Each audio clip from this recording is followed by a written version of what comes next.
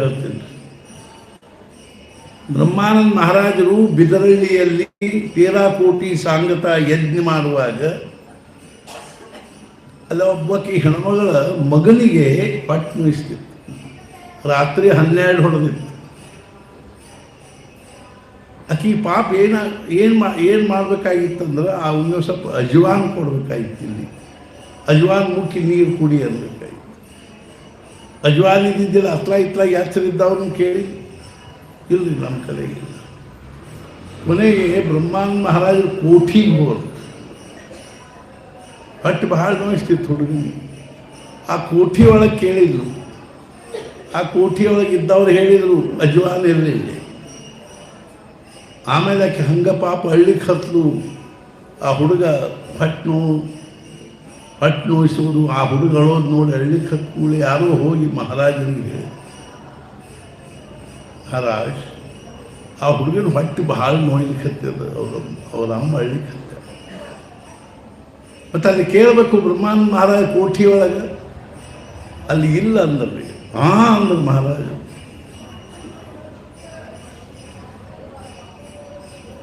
ಮಹಾರಾಜರು ಹೇಳಿದ್ರು, ಬ್ರಹ್ಮಾನಂದನ ಕೋಠಿಯೊಳಗೆ ಇಲ್ಲದೆ ಇರೋದು ಈ ಜಗತ್ತಿನಾಗ ಇಲ್ಲ. ಮತ್ತು ಜಗತ್ತಿನಾಗ ಇರುವುದೆಲ್ಲ ಬ್ರಹ್ಮಾನಂದರ ಕೋಠಿಯೊಳಗದ. ಆ ಹೋಗಿ ನೋಡಿದ್ರಾಗ ಒಂದು ಡಬ್ಬಿ ತುಂಬ ಅಜ್ವಾನ. ಅರ್ಥಾತ್ ರುಕ್ಮಿಣಿ ಅನ್ನೋ ಸ್ವಲ್ಪ ಅಜ್ವಾನ್ ಮುಕ್ಕಿ ನೀರು ಕುಡಿದ್ರೆ ಆರಾಮಾಗ್ತದೆ. ಅಜ್ವಾನ್ ಮುಕ್ಕಿದ ನೀರು ಕುಡ್ದ, ಮತ್ತೊಂದು ಹೊಟ್ಟೆ ಭಾಳ ನೋಯಿಸ್ಲಿಕ್ಕೆ. ಅಷ್ಟೊತ್ತಿಗೆ ರಾಜವೈದ್ಯರು ಬಂದರು. ಅವರು ಒಂದೆರಡು ಮಾತ್ರೆ ಕೊಟ್ಟರು, ಇದು ಸ್ವಲ್ಪ ತಿಕ್ಕಿ ಅವ್ರಿಗೆ ಕುಡಿಸ್ರಿ. ಆದರೂ ಹೊಟ್ಟೆ ನೋವು ಕಡಿಮೆ ಆಗಲಿಲ್ಲ. ಎಲ್ಲರಿಗೂ ಚಡಪಡಿಗೆ ಹತ್ತಿ ಕೃಷ್ಣ ಒದ್ದಾಡ್ಲಿಕ್ಕೆ ಹತ್ಯಾನ.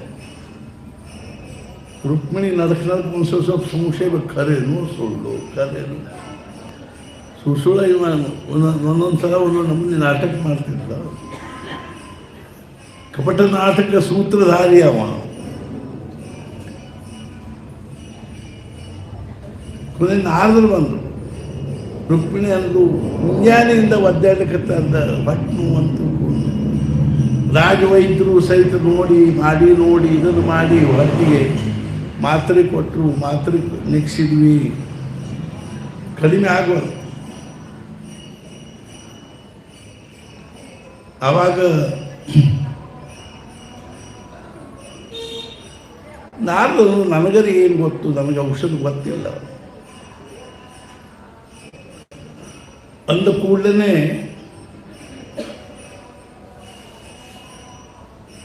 ಕಲಿ ಕೃಷ್ಣನ ಕೇಳೋಣ ಏನು ಔಷಧ. ಕೃಷ್ಣಂದ ನಾ ಸಣ್ಣವಿದ್ದಾಗೂ ಹಿಂಗೆ ಭಾಳ ಹೊಟ್ಟೆ ನೋಯಿಸ್ತಿತ್ತು ನಾವು. ಅವಾಗ ನಮ್ಮ ಮಮ್ಮಿ ಏನು ಮಾಡ್ತಿದ್ಲು, ಯಶೋದಮ್ಮ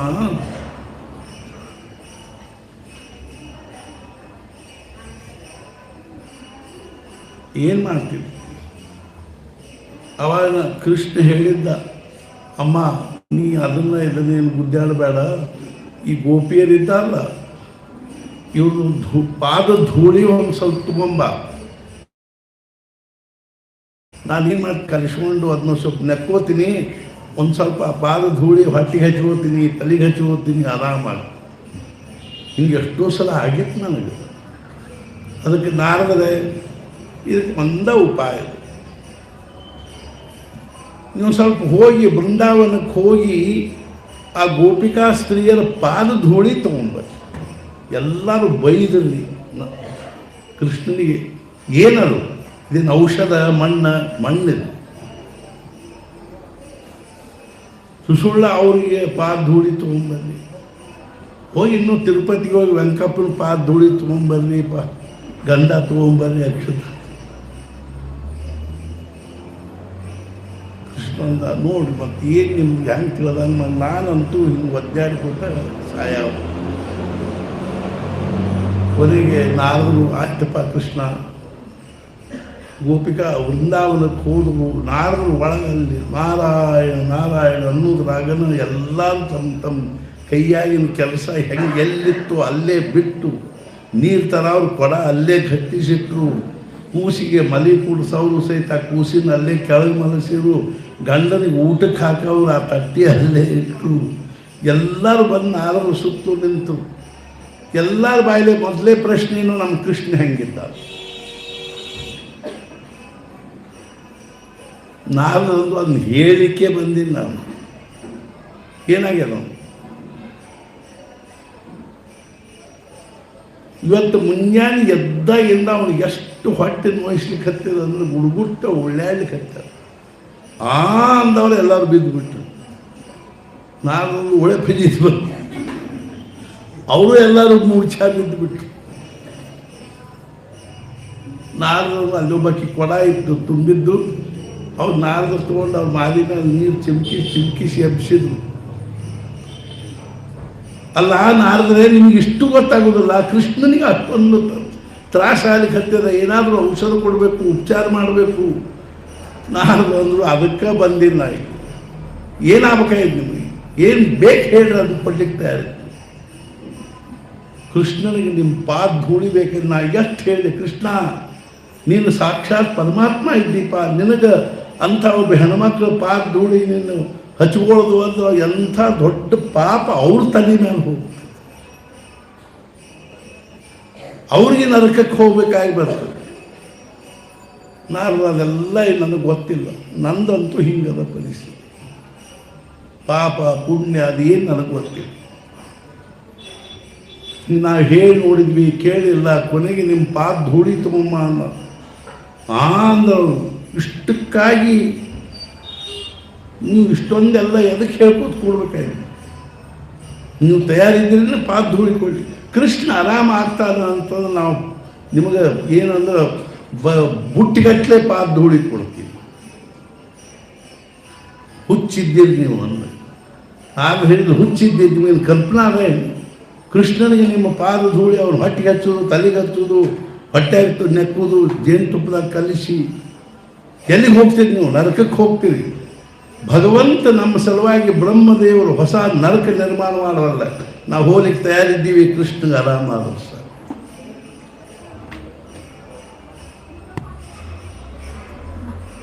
ಇದಕ್ಕೆ ಪ್ರೇಮ ಅಂತ. ನಮ್ಮ ಪ್ರಪಂಚದೊಳಗೆ ಏನೂ ವ್ಯತ್ಯಾಸ ಆಗ್ತದೆ. ಹಂಗೆ ಗುರುಗಳ ಸೇವಾ ಮಾಡಿ, ಮಹಾರಾಜರ ಸೇವಾ ಮಾಡ್ತಾರೆ.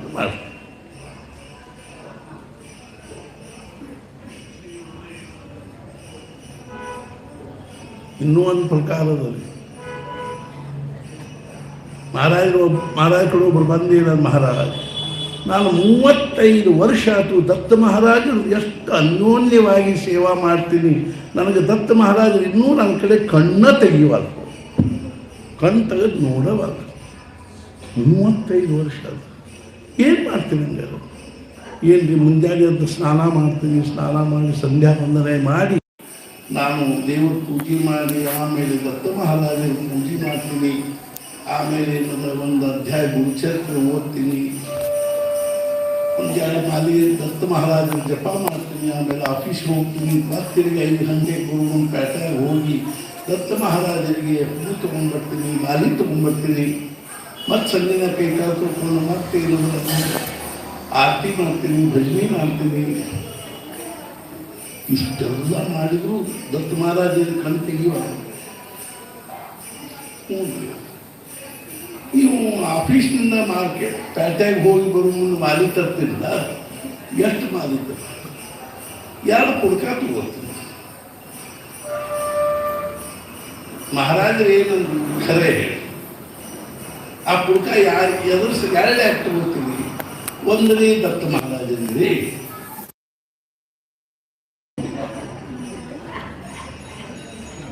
ನೀವು ಆ 2 ಪುಡ್ಕದಲ್ಲಿ ಯಾವಾಗಲೇ ಒಮ್ಮೆ ಯಾವ ಪುಡ್ಕ ತೆಗೆದು ಮಾಲಿ ಸೊಲೋದ ಇಲ್ಲೋ ನೋಡ್ತೀರಿ. ಏನ್ರಿ ಅಂಥ ಇಂಥ ಮಾಲಿ ಒಯ್ದು ಕೊಟ್ಟು ನನ್ನ ಹೆಂಡತಿ ಝಾಡಿಸ್ಬಿಡ್ತಾಳೆ.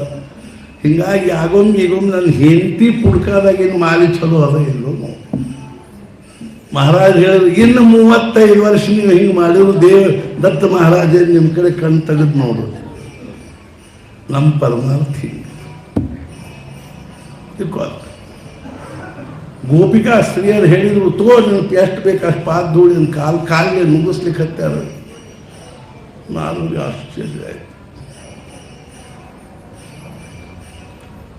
ಅರ್ಥಾತ್ ಅದನ್ನ ತಗೊಂಡು ಬಂದರು ಕೃಷ್ಣಂದಾಯಿತು. ಅದನ್ನು ಬಡ ಬಡ ಜೇನುತುಪ್ಪದಾಗ ಕಲಿಸಿ ಒಂದು ಸ್ವಲ್ಪ ನೆಕ್ಕಿದ, ಹೊಟ್ಟಿಗೆ ಹಚ್ಚಿಕೊಂಡ, ತಲೆಗೆ ಹಚ್ಚಿಕೊಂಡ. 2 ನಿಮಿಷ ನನಗೆ ಹೊಟ್ಟೆನೂ ಆರಾಮ. ಆಸಾಮಹೋ ಚರಣರೇಣು ಜುಷಾಮಹಂಸ ಬೃಂದಾವದೇ ಕಿಮಪಿ ಗುಲ್ಮಗತೌಷಧಿ ಯಾ ದುಸ್ತ್ಯಜಂ ಸ್ವಜನಂ ಆರ್ಯಪಥಂಚ ಹಿತ್ವ. ಬಿಡ್ಲಿಕ್ಕೆ ಅಸಾಧ್ಯವಾಗಿರ್ತಕ್ಕಂಥ ಸ್ವಜನ ಮೋಹ ಬಿಟ್ಟಾರವರು. ಆರ್ಯಪಥ ಸಮಾಜದಲ್ಲಿ ಅರ್ಥಾತ್ ಏನು ಅಂದ್ರೆ ಶಿಷ್ಟ ಮಾನ್ಯ ಪಥ ದಾರಿ ಬಿಟ್ಟು ಬಿಟ್ಟಾರ. ಬೇರೆಯವರು ಮುಕುಂದ ಪದವಿ ಅಖಂಡವಾಗಿ ಪರಮಾತ್ಮನ ಪಾದಾರು ಬಿಂದುಗಳನ್ನು ಅನನ್ಯವಾಗಿ ಅವರೇನು ಮಾಡ್ತಾರೆ, ಸ್ಮರಣೆ ಮಾಡ್ತಾರೆ. ಅರ್ಥಾತ್ ನಾನು ಯಾಕೆ ಹೇಳಿ ಕರ್ತೀನಿ ಅಂದ್ರೆ, ಭಗವಾನ್ ಶ್ರೀಕೃಷ್ಣ ಆ ಗೋಪಿಕಾ ಸ್ತ್ರೀಯರ ಮಾಧ್ಯಮದಿಂದ ಪ್ರೇಮದ ಆವಿಷ್ಕಾರ ಮಾಡಿ, ಅರ್ಥಾತ್ ನಮಗೆ ಭಗವಂತನ ನಿಜವಾಗಿರ್ತಕ್ಕಂಥ ಭಕ್ತಿ ಪ್ರೇಮ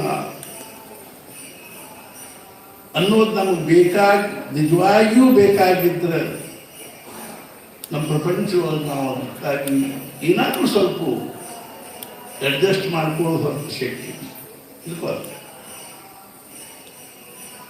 ಆದ್ದರಿಂದ ನಾನು ಹೇಳಬೇಕಾದ ಮುಖ್ಯ ವಿಚಾರ ಏನು ಅಂದರೆ,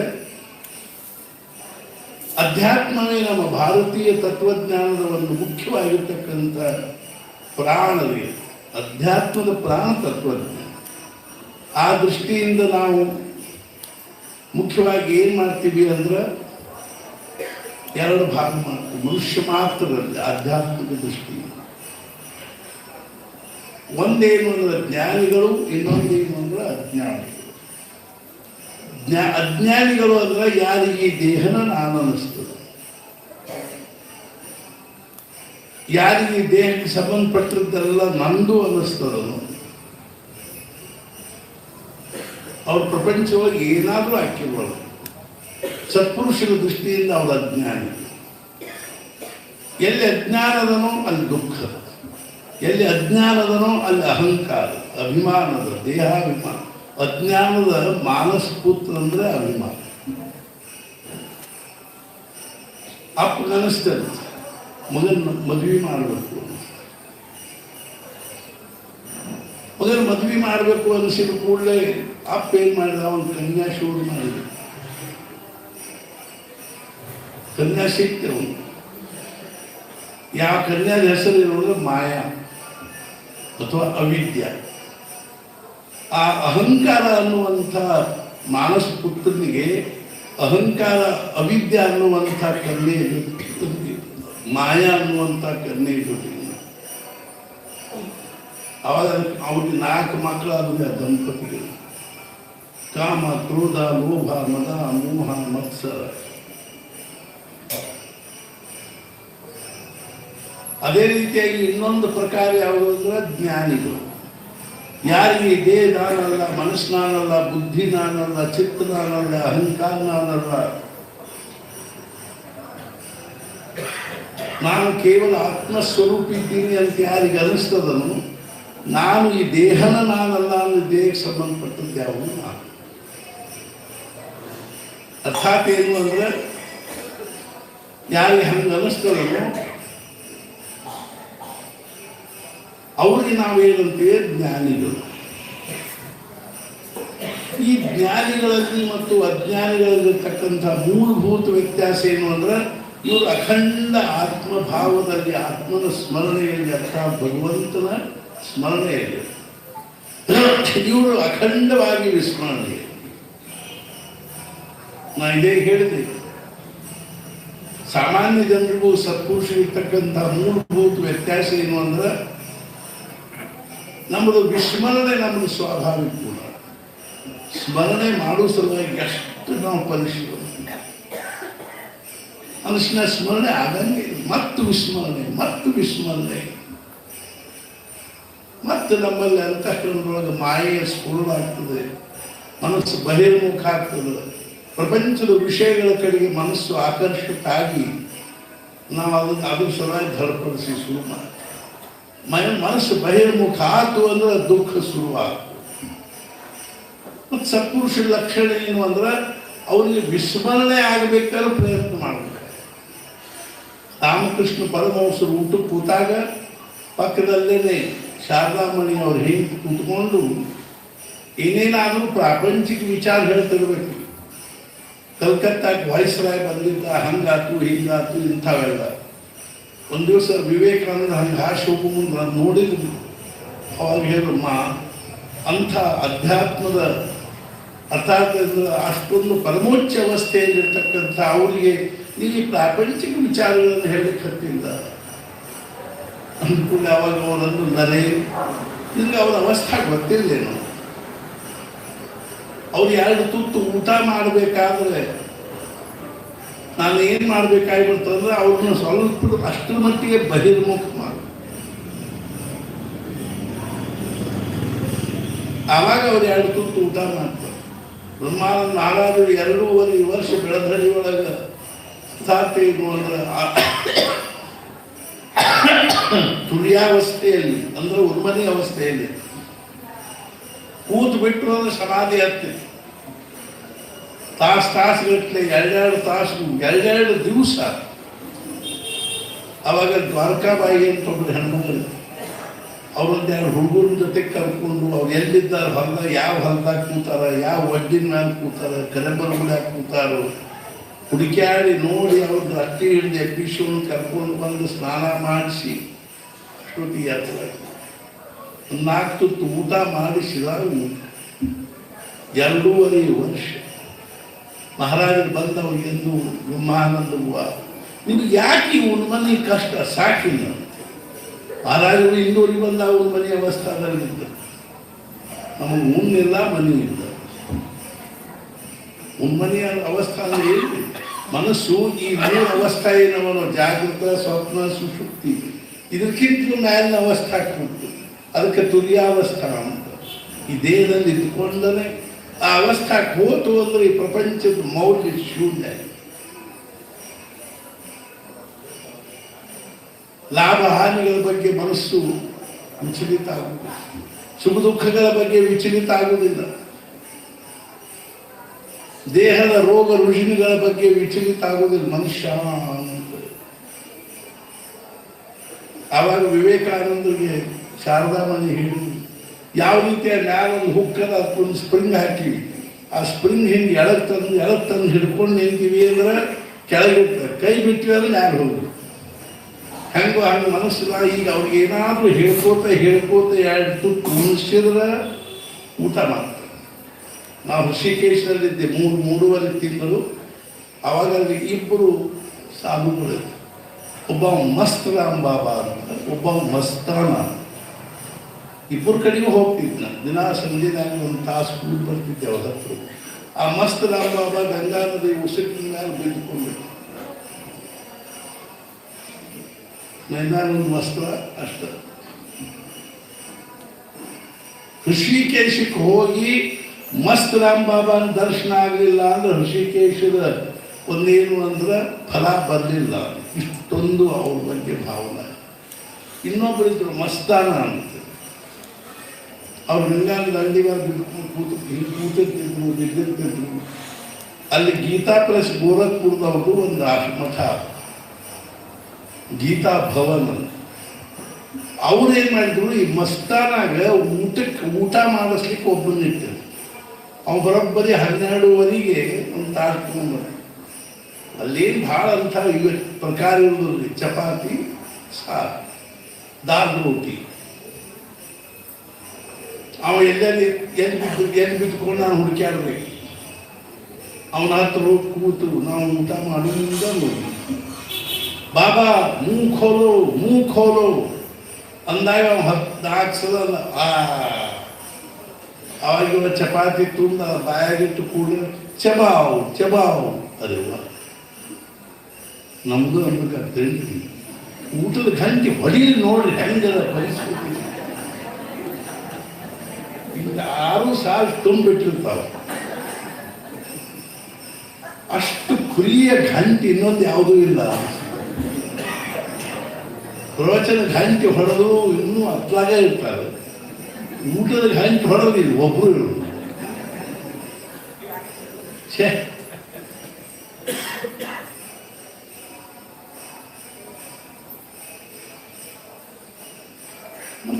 ನಮ್ಗೆ ಎತ್ಲಾಗ ಲಕ್ಷಣ ಇದೆ. ನಮ್ಗೆ ಅರ್ಥ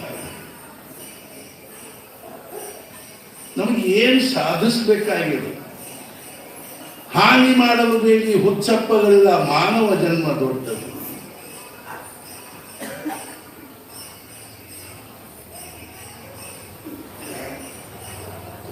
ಬಹುತ ಅನುಗ್ರಹ ಕೇಳಿ, ಬಹುತ ಅನುಗ್ರಹ ಕೀಳು. ತುಳಸಿದಾಸರು ಹೇಳ್ತಾರೆ, ದೇವ ನನ್ನ ಬಹಳ ಅನುಗ್ರಹ. ದೇವತೆಗಳಿಗೂ ದುರ್ಲಭವಾಗಿರ್ತಕ್ಕಂಥ ಮನುಷ್ಯ ದೇಹವನ್ನು ನನಗೇನು ಕೊಟ್ಟಿದೆಯೋ ಬಹುತ ಅನುಗ್ರಹ ಕೀನು ಹರಿತುಮ ಬಹುತ ಅನುಗ್ರಹ. ಸಾಧನ ಧಾಮ ವಿಬುಧ ದುರ್ಲಭ ತನು ಮೋಹಿ ಕೃಪಾ ಕರಿದೀನು ಬಹುತ ಅನುಗ್ರಹ. ಸಾಧನೆಗೆ ಒಂದೇ ಒಂದು ಏನು ಅಂದ್ರೆ ಸ್ಥಾನ. ಯಾರಿಗೆ ಯಾವ ಕೆಳಗಿನ ಪ್ರಾಣಿಗಳಲ್ಲಿ ಸಾಧನೆ ಆಗುವುದಿಲ್ಲ. ಅರ್ಥಾತ್ ಏನು ಅಂದ್ರೆ ದನ, ಕರ, ಎತ್ತು, ಎಮ್ಮಿ, ಕ್ವಾಣ ಅಥವಾ ಹುಲಿ, ಚಿತ್ತ, ಸಿಂಹ ಇವು ಯಾವುವು ಸಾಧನೆ ನನಗೆ ಕೇವಲ ಪಾಪದ ಫಲ ಅನುಭವಿಸಲಿಕ್ಕೆ ಅವು. ಪುಣ್ಯದ ಫಲ ಅಂದರೆ ಪಾಪದ ಫಲ. ಪುಣ್ಯಾಂಶ ಏನಾದರೂ ಸ್ವಲ್ಪ ಇದ್ದದ್ದಾದ್ರೆ ಆಕಳದೆ ಆದ್ದರಿಂದ ಆಕಳ ಪೂಜ್ಯ. ಯಾರೋ ನಮಗೆ ಗೋ ಸಂರಕ್ಷಣೆ ಮಾಡ್ತೀವಿ, ಅದ್ರ ಜೊತೆಗೆ 4 ಹುಲಿನೂ ಅವಷ್ಟು ಗೋ ಹೋಗಿ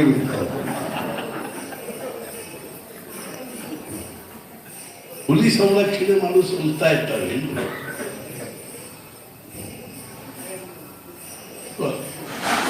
ಇನ್ನೊಂದೇನಂದ್ರೆ ಸ್ವರ್ಗದೊಳಗೂ ಪುಣ್ಯ ಪಾಪ ಮಾಡಲಿಕ್ಕೆ ಅಧಿಕಾರ ಇಲ್ಲ. ಅಲ್ಲಿಯೂ ಸಹಿತ ಉಪಭೋಗಿಸೋದಷ್ಟ ಪುಣ್ಯ.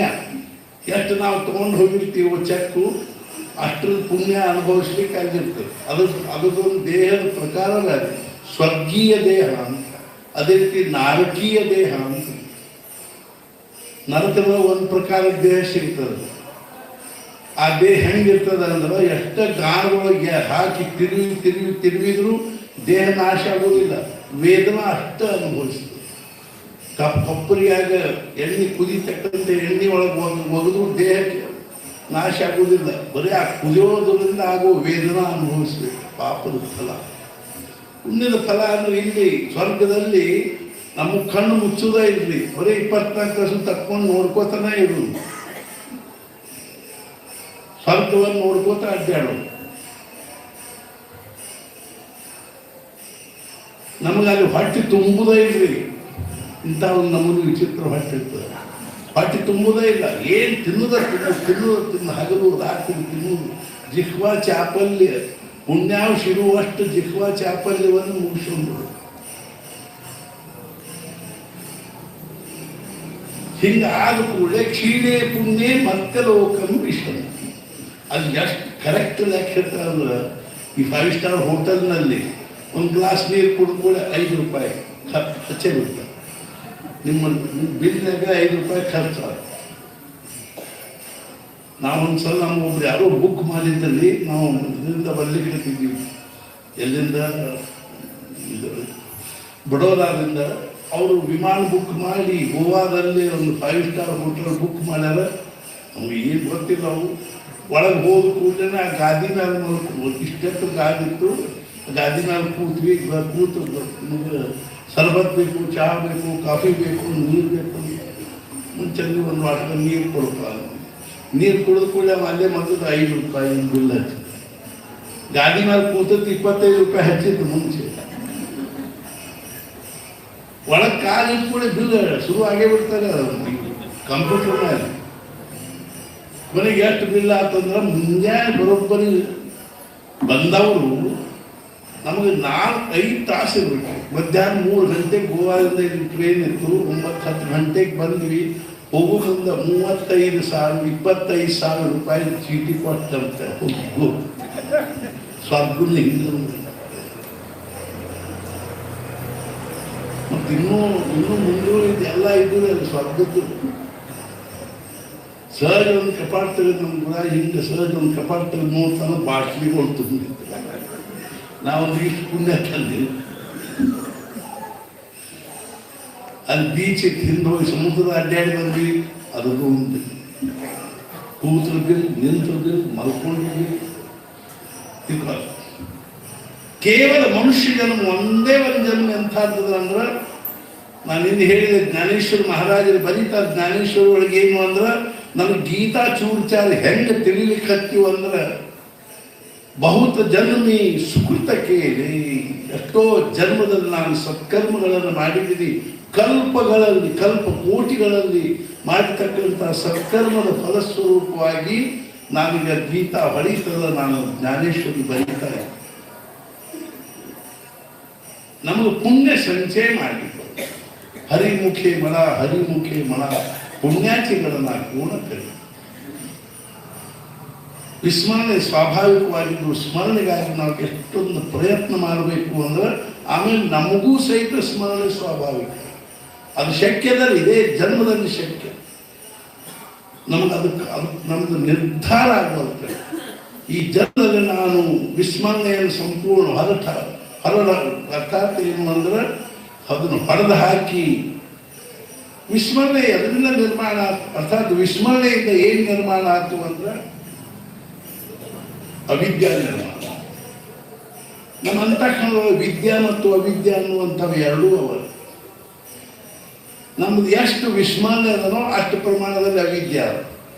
ಈ ಅವಿದ್ಯಾದ ಲಕ್ಷಣ ಏನು ಅಂದ್ರೆ, ಇದು ಭಗವಂತನನ್ನ, ಪರಮಾರ್ಥವನ್ನ, ಅಧ್ಯಾತ್ಮವನ್ನ, ಸಾಧು ಸತ್ಪುರುಷರ ಒಂದು ಮಹತ್ವವನ್ನು ಮುಚ್ಚಿಟ್ಟು ಈ ಸುಡುಗಾಳಿ ಕೆಲಸಕ್ಕೆ ಬಾರದೇ ಇರೋ ಕೇವಲ ದುಃಖಮಯವಾಗಿರ್ತಕ್ಕಂತಹ ಪ್ರಪಂಚ ತೋರಿಸಿ. ಇದು ಅವಿದ್ಯಾದ ಕಾರಣ.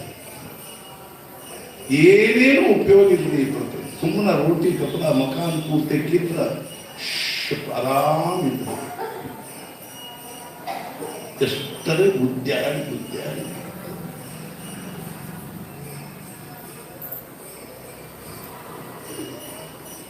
ಅರ್ಥಾತ್ ಏನು, ದುಡ್ಡಿಗಾಗಿ ಬಿಟ್ಟರೆ ಬೇರೆ ಕಶಾಸಾಟಿ ಪೈಸೆ ಸಾಟಿ, ಕಶಾಸಾಟಿ ಪೈಸಾ ಸಾಟಿ, ಪೋಟ ಸಾಟಿ ಅಂತದ. ಅದು ಪೈಸೆ ಇಲ್ಲ ಪೋಟ್ ಹೆಂಗದ. ದುಡ್ಡು ದುಡ್ಡು ದುಡ್ಡು ಬಿಟ್ಟರೆ ನಮ್ಮ ಜೀವನ ಮತ್ತೊಂದು ಏನು ಗೊತ್ತಾಯಿತು. ನಮ್ಗೆ ಅನಿಸ್ಬೇಕಲ್ಲ ಏನು ಅಂದ್ರೆ, ವಿಸ್ಮರಣೆ ಒಳಗಿಂದ ಏನು ಮಾಡೋದು ಅವಿದ್ಯಾ ನಮಗೆ ದುಃಖದಾಯಕ. ಭಗವಂತನ ಆನಂದವನ್ನು ಮುಚ್ಚಿ ದುಃಖ ತೋರಿಸ್ತದೆ. ಎದರೊಳಗೆ ಆನಂದದಲ್ಲೂ ಅದನ್ನು ಮುಚ್ಚಿ ಹಾಕಿಬಿಡ್ತದೆ. ನಾಮಸ್ಮರಣೆಯಲ್ಲಿ ಆನಂದದ ಸಮಾಧಾನದ ಮುಚ್ಚಿ ನಮ್ಮನ್ನ ಹತ್ತಿರದಿಂದ ಎಳ್ಕೊಂಡ್ಬಿಟ್ಟು ನಮ್ಮ ಮನಸ್ಸು.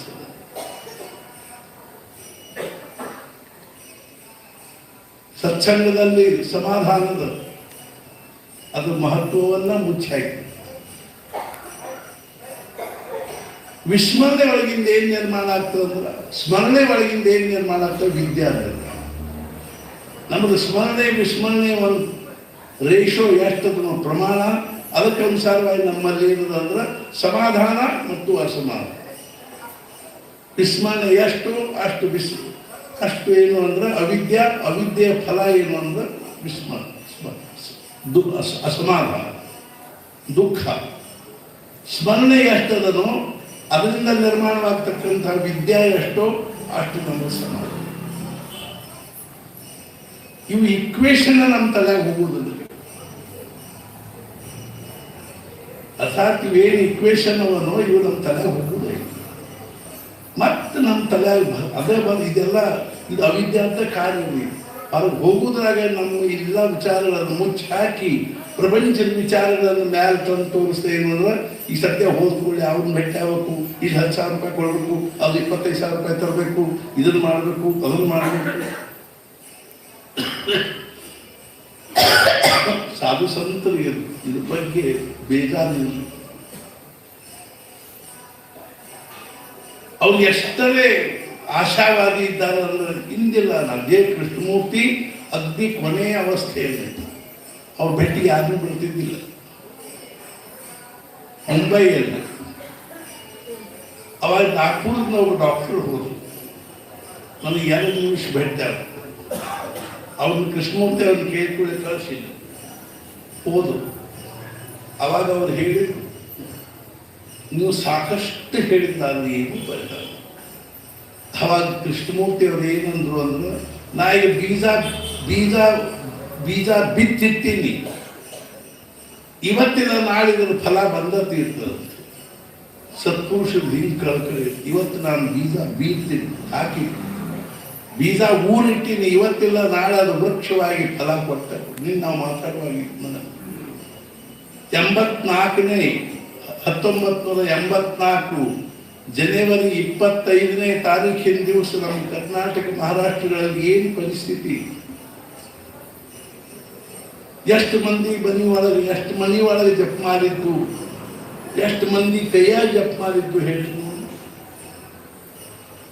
ಸತ್ಪುರುಷರ ಕಾರ್ಯ ಪ್ರಾರಂಭ ಆಯಿತು. ಇವತ್ತು ಲಕ್ಷಗಟ್ಟಲೆ ಜನರ ಮನೆ ಒಳಗೆ ಇರೋದ ಜಯ ಜಯ ಆರತಿ ಅಂತಾರೆ. ಲಕ್ಷಗಟ್ಟಲೆ ಜನರು ಇಷ್ಟು ಸಣ್ಣ ಸಣ್ಣ ಮಕ್ಕಳು ಸಹಿತ ಕೈಯಾಗಿ ಜಪ್ ಮಾಡಿದ್ರು.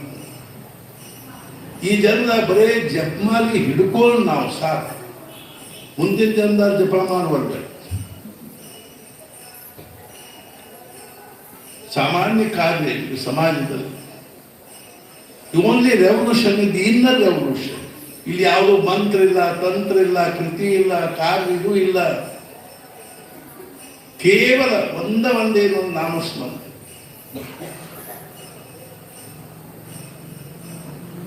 ಅಂಥ ಭಗವಂತ ನಾಮಸ್ಮರಣೆ ಒಳಗಿಂದ ನನ್ನ ಜೀವನ ಎಂಥ ಒಂದು ಭವ್ಯ ಆಗ್ತದ, ದಿವ್ಯ ಆಗ್ತದ ಅನ್ನೋದಕ್ಕೆ ನಾವು ಏನು ಸಮರ್ಥನ ಚರಿತ್ರೆ. 12 ವರ್ಷ ಪ್ರಭು ಶ್ರೀರಾಮಚಂದ್ರನ ಆಜ್ಞೆ ಆಯ್ತು ಏನು ಅಂದ್ರೆ ಸಮಗ್ರ ಭಾರತವನ್ನು ಸುತ್ತಾಡುವ ಮೂರ್ತಿವಂತ ಪರಮಾತ್ಮನ ಆಗಿದ್ದು. माझे सद्गुरुराव ब्रह्मची साकार, माझे सद्गुरुराव मारुती अवतार, माझे सद्गुरुराव रामची केवळ. ब्रह्मानंद महाराज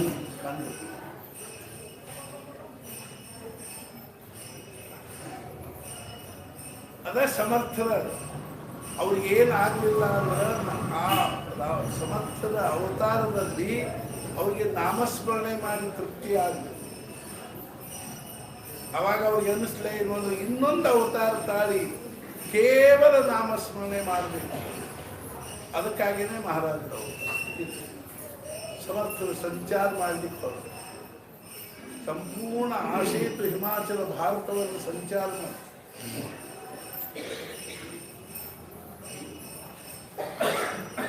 ಮಾಡ್ಕೋತ ರಾಮೇಶ್ವರದಲ್ಲಿ ಲಂಕಾಕ್ಕೆ ಹೋಗಿ ಲಂಕಾದ ಹತ್ರ ಹೋದಾಗ ಮಾರುತಿ ಪ್ರಗಟ. ಮಾರುತಿ ಏನು ಅಂದ, ಹಿಂದೆ ವಿಭೀಷಣ ತ್ರೇತಾಯುಗದಲ್ಲಿ ವಿಭೀಷಣ ನನಗೊಂದು ಮಾತು ಹೇಳಿದ್ದ.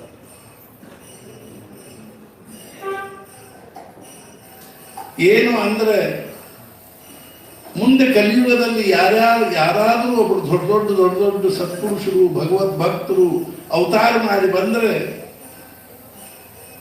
ನಾನು ಚಿರಂಜೀವಿಯಾಗಿರೋದರಿಂದ ನನ್ನ ರಾಜ್ಯನೂ ಚಿರಂಜೀವಿಯಾಗಿ. ನಮಗೆ ಈಗೇನು ನಾವು ನಕಾಶ ನೋಡ್ತೀವಿ ಲಂಕಾ, ಈ ಲಂಕಾ ಅಲ್ಲ. ಶತಯೋಜನ ದೂರ 100 ಯೋಜನ ದೂರ ಇರ್ತಕ್ಕಂಥ ಲಂಕಾ ದಿವ್ಯ ನಗರಿ. ಇದು ಅದರ ಸಂಕೇತ ಅದರಲ್ಲಿ. ಖರೇ ಲಂಕಾ ಬೇರೆ ಇದೆ, ಅದು ಸ್ಥೂಲ ದೃಷ್ಟಿ ಕಾಣಿಸುವಂತಹದ್ದಲ್ಲ, ದಿವ್ಯವಾಗಿದೆ. ಆವಾಗ ವಿಭೀಷಣ ಮಾರುತಿ ಪ್ರಾರ್ಥನಾ ಮಾಡಿದ್ದೇನು ಅಂದ್ರೆ ಕಲಿಯುಗದಲ್ಲಿ ಭಾರತದಲ್ಲಿ ಯಾರಾದರೂ ಮಹಾನ್ ಸತ್ಪುರುಷರಾದರೆ ನನ್ನ ಹತ್ರ ಕರ್ಕೊಂಬ. ಮಾರುತಿ ಸಮರ್ಥರಿಗೆ ಹೇಳಿದ.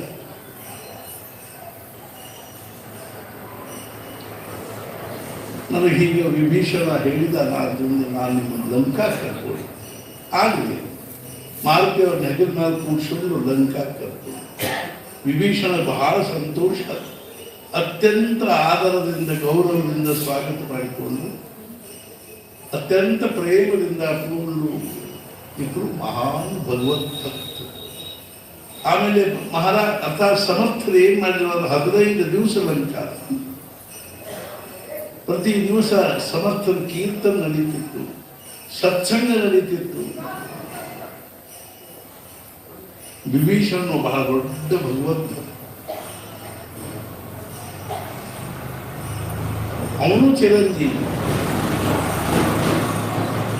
ಅಶ್ವತ್ಥಾಮೋ ಬಲಿರ್ವ್ಯಾಸ ಹನುಮಾಂಶ್ಚ ವಿಭೀಷಣ ಕೃಪಃ ಪರಶುರಾಮಶ್ಚ ಸಪ್ತೈತೆ ಚಿರಜೀವಿದ. ಇವರು 7 ಮಂದಿ ಚಿರಂಜೀವಿ. ಇನ್ನು ಮುಂದಿನ ಬ್ರಹ್ಮದೇವರು ಮಾರುತಿನ ಆಗಾಮಿದ್ದಾರೆ. ಈಗ ವಸೀಲಿ ಹೆಚ್ಚಿತ್ತು. ಮುಂದಿನ ಕಲ್ಪದಲ್ಲಿ ಬ್ರಹ್ಮದೇವರು ಮಾರುತಿನ ಬ್ರಹ್ಮದೇವರಾಗ. ಈ ಬ್ರಹ್ಮದೇವರ ಅವತಾರ ಮುಗೀತು, ವಯಸ್ಸು ಆಯುಷ್ಯ ಮುಗೀತು. ಈ ಬ್ರಹ್ಮದೇವರ ಆಯುಷ್ಯ ಆಗ್ತದೆ. ಅರ್ಥಾತ್ ಏನು ಅಂದ್ರೆ ಇಲ್ಲಿದು 1 ವರ್ಷ ಅಂದ್ರೆ ಆ ಬ್ರಹ್ಮ ಇಲ್ಲಿದು ಈ ಅರ್ಥಾತ್ ಈ 4 ಯುಗ ಅಂದ್ರೆ ಬ್ರಹ್ಮದೇವ್ರದ್ದು 1 ಹಗಲು. ಸತ್ಯಯುಗ, ತ್ರೇತಾಯುಗ, ದ್ವಾಪರ ಯುಗ, ಕಲಿಯುಗ. ಕೃತ ತ್ರೇತ ದ್ವಾಪರ. ಈ 4 ಯುಗಗಳು ಅರ್ಥಾತ್ ಏನು ಅಂದ್ರೆ ಪೂರ್ಣ ಆದಾಗ ಬ್ರಹ್ಮದೇವ್ರದ್ದು 1 ಹಗಲ. ಅದು ಎಷ್ಟು ಅದಕ್ಕೆ ಸಮಯ ಆಗಿರ್ತದನೋ ಅಷ್ಟೊಂದು ರಾತ್ರಿ ಅವರು ಬ್ರಹ್ಮದೇವರು. ಹಗಲು ಮುಗಿದ ಕೂಡಲೇ ಅವ್ರು ಮಲ್ಕೊಂಡ್ಬಿಡ್ತಾರೆ. ಮಲ್ಕೊಂಡ ಕೂಡಲೇ ಎಲ್ಲ ಕಡೆಗೆ ಏನೇನು ಇಲ್ಲೇ ಇರ್ತದೆ. ಮತ್ತು ಮರುದಿವಸ ಮುಂಜಾನೆ ಮತ್ತೆ ಯುಗ ಅರ್ಥಾತ್ ಏನೊಂದು ಸೃಷ್ಟಿ ಪ್ರಾರಂಭ. ಮತ್ತೆ 4 ಯುಗ. ಚತುರ್ಣಾಂ ಯುಗ ಬ್ರಹ್ಮಣೋ ದಿವಮುಚ್ಯತೆ. ಹಿಂಗ 30 ದಿವಸ ಆದಾಗ ಬ್ರಹ್ಮದೇವರದು 1 ತಿಂಗಳು. ಅಂಥ 12 ತಿಂಗಳಾದಾಗ 1 ವರ್ಷ. ಅಂಥಾದೀಗ ಬ್ರಹ್ಮದೇವರಿಗೆ 50 ವರ್ಷ.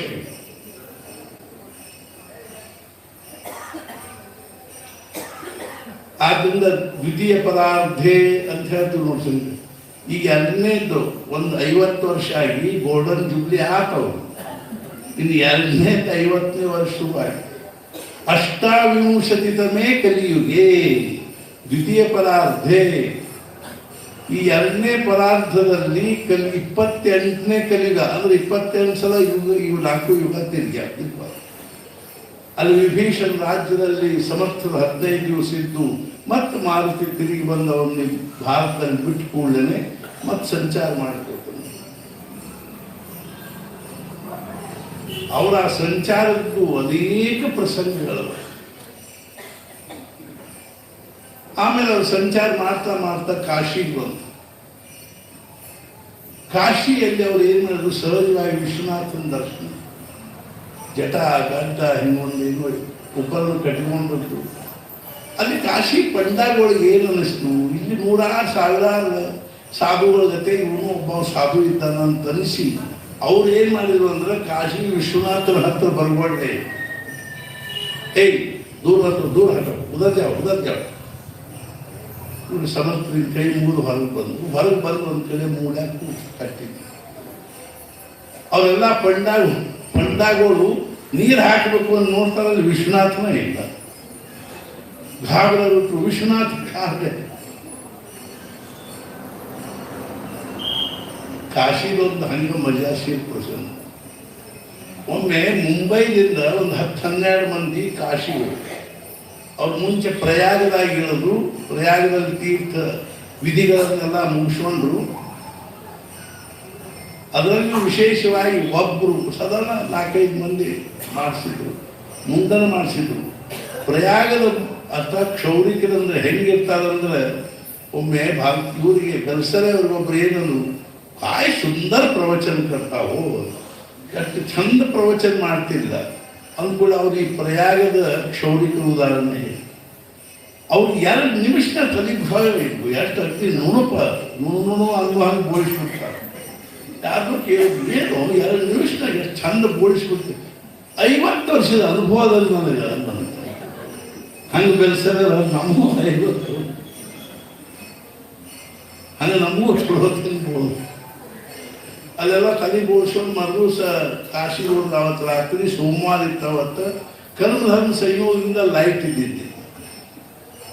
ಆ ವಿಶ್ವನಾಥನ ಗುಡಿ ಒಳಗೆ ಗದ್ದಲೋ ಗದ್ದಲ. ಆ ಪಂಡಾಗಳು ಅವ್ರನ್ನ ಯಾತ್ರಿಗಳು ಬಂದ್ಕೂಡ ಅವ್ರನ್ನ ಕರ್ಕೊಂಡು ಹೋಗುದು, ಒಂದು ತಾಟ್ನಾಗ ಅರಿಶಿನ ಕುಂಕುಮ ಅದು ಇದು ಅಬೀರು ಅದು ಎಲ್ಲ ಇಟ್ಕೊಂಡು ಪಂಚಾಮೃತ ಹಾಲು ಮೊಸರು ತುಪ್ಪ ಉದಿನಕಡ್ಡಿ ತುಪ್ಪದ ದೀಪ ಎಲ್ಲ ಇಟ್ಕೊಂಡು ಕರ್ಕೊಂಡು ಹೋಗಿ ಓ ಚಡಾವ್ ಏ ಚಡಾವ್ ಅಂತಿರ್ತಾರೆ. ಸುತ್ತಲೂ ಆ ವಿಶ್ವನಾಥನ ಸುತ್ತಲೂ ಮಂದಿ ಮುಖರಿ ಬಿಟ್ಟಾರ. ಇವ್ರು ಎಲ್ಲೆಲ್ಲಿ ಗುದ್ದಾಡ್ಲಿಕ್ಕತ್ತಾರ ಮುಂದೆ ಹೋಗ್ಲಿಕ್ಕೆ. ಅಟ್ರಾಗ ಒಬ್ಬ ತಲೆ ಬೋಳ್ಸ್ಕೊಂಡು ನಾವು ಏನು ಮಾಡಿದ ಅಂತ ಗುದ್ದಾಡಿ ಮುಂದೆ ಹೋಗಿ ವಿಶ್ವನಾಥನ ಮುಂದೆ ಕೂತ ಗೂ ಚಡಾವ್ ದಹಿ ಚಡಾವ್ ಅಲ್ಲಿ ಕತ್ತಾರ. ಎಲ್ಲರೂ ಸುತ್ತಲೇ ಇದ್ದವ್ರು ಎಲ್ಲರೂ ಇವನು ಆ ವಿಶ್ವನಾಥನಿಗೆ ತಲೆ ಹಚ್ಚಿದ ಕೂಡಲೇ ಭಾಳ 4-5 ಮಂದಿ ಅವ್ನ ಗಂಡ ಕೈ ಇಟ್ಟು ಅವನಿಗೆ ತಲೆ ತಕ್ಕೊಳ್ಳಿ ಬರಬಾರ್ದು. ಆ ಪಂಡ ಎಲ್ಲರಿಗೂ ಏನಂತಾರ, ಓ ದಹಿ ಚಡಾವ್ ದೂದ್ ಚಡಾವ್ ಘೀ ಚಡಾವ್ ಶರ್ತ್ ಚಡಾವ್ ಅಂತ ಹೇಳ್ಕೊಳ್ಳಿ. ಎಲ್ಲರೂ ಈ ಲೈಟ್ ಬೇರೆ ಇದ್ದಿದ್ರೆ ಇವನು ತಲೆನ ವಿಶ್ವನಾಥ ಅಂತ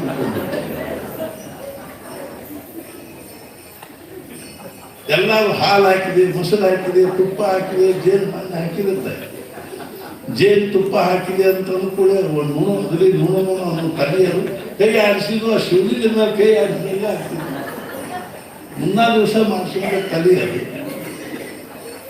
ಎಲ್ಲೆಟ್ಟು ಹಿಂಗೆ ಹೇಳ್ಕೊಡ್ಬಾರ್ದು. ನಿಮ್ಮ ಜೊತೆಗೆ ಬಂದವರೆಲ್ಲ ಹಿಂದಿದ್ದು ಬಿಟ್ಟಾರ. ಇನ್ನೂ ಅವರು ಮುಂದೆ ಬರ್ಲಿಕ್ಕೆ ಆಗೋದು. ಅಂತೂ ಇಂತೂ ಮುಂದೆ ನೋಡ್ತಾರೆ. ಇವನ್ ತಲೆ ಮೇಲೆ ಅರಿಶಿನ ಕುಂಕುಮ ಆಮೇಲೆ ಬಡ ಹಿಂಗೊಂದು ಪಂಜ ಹಾಕಿ ಮ್ಯಾಲೆ ಎತ್ತಿ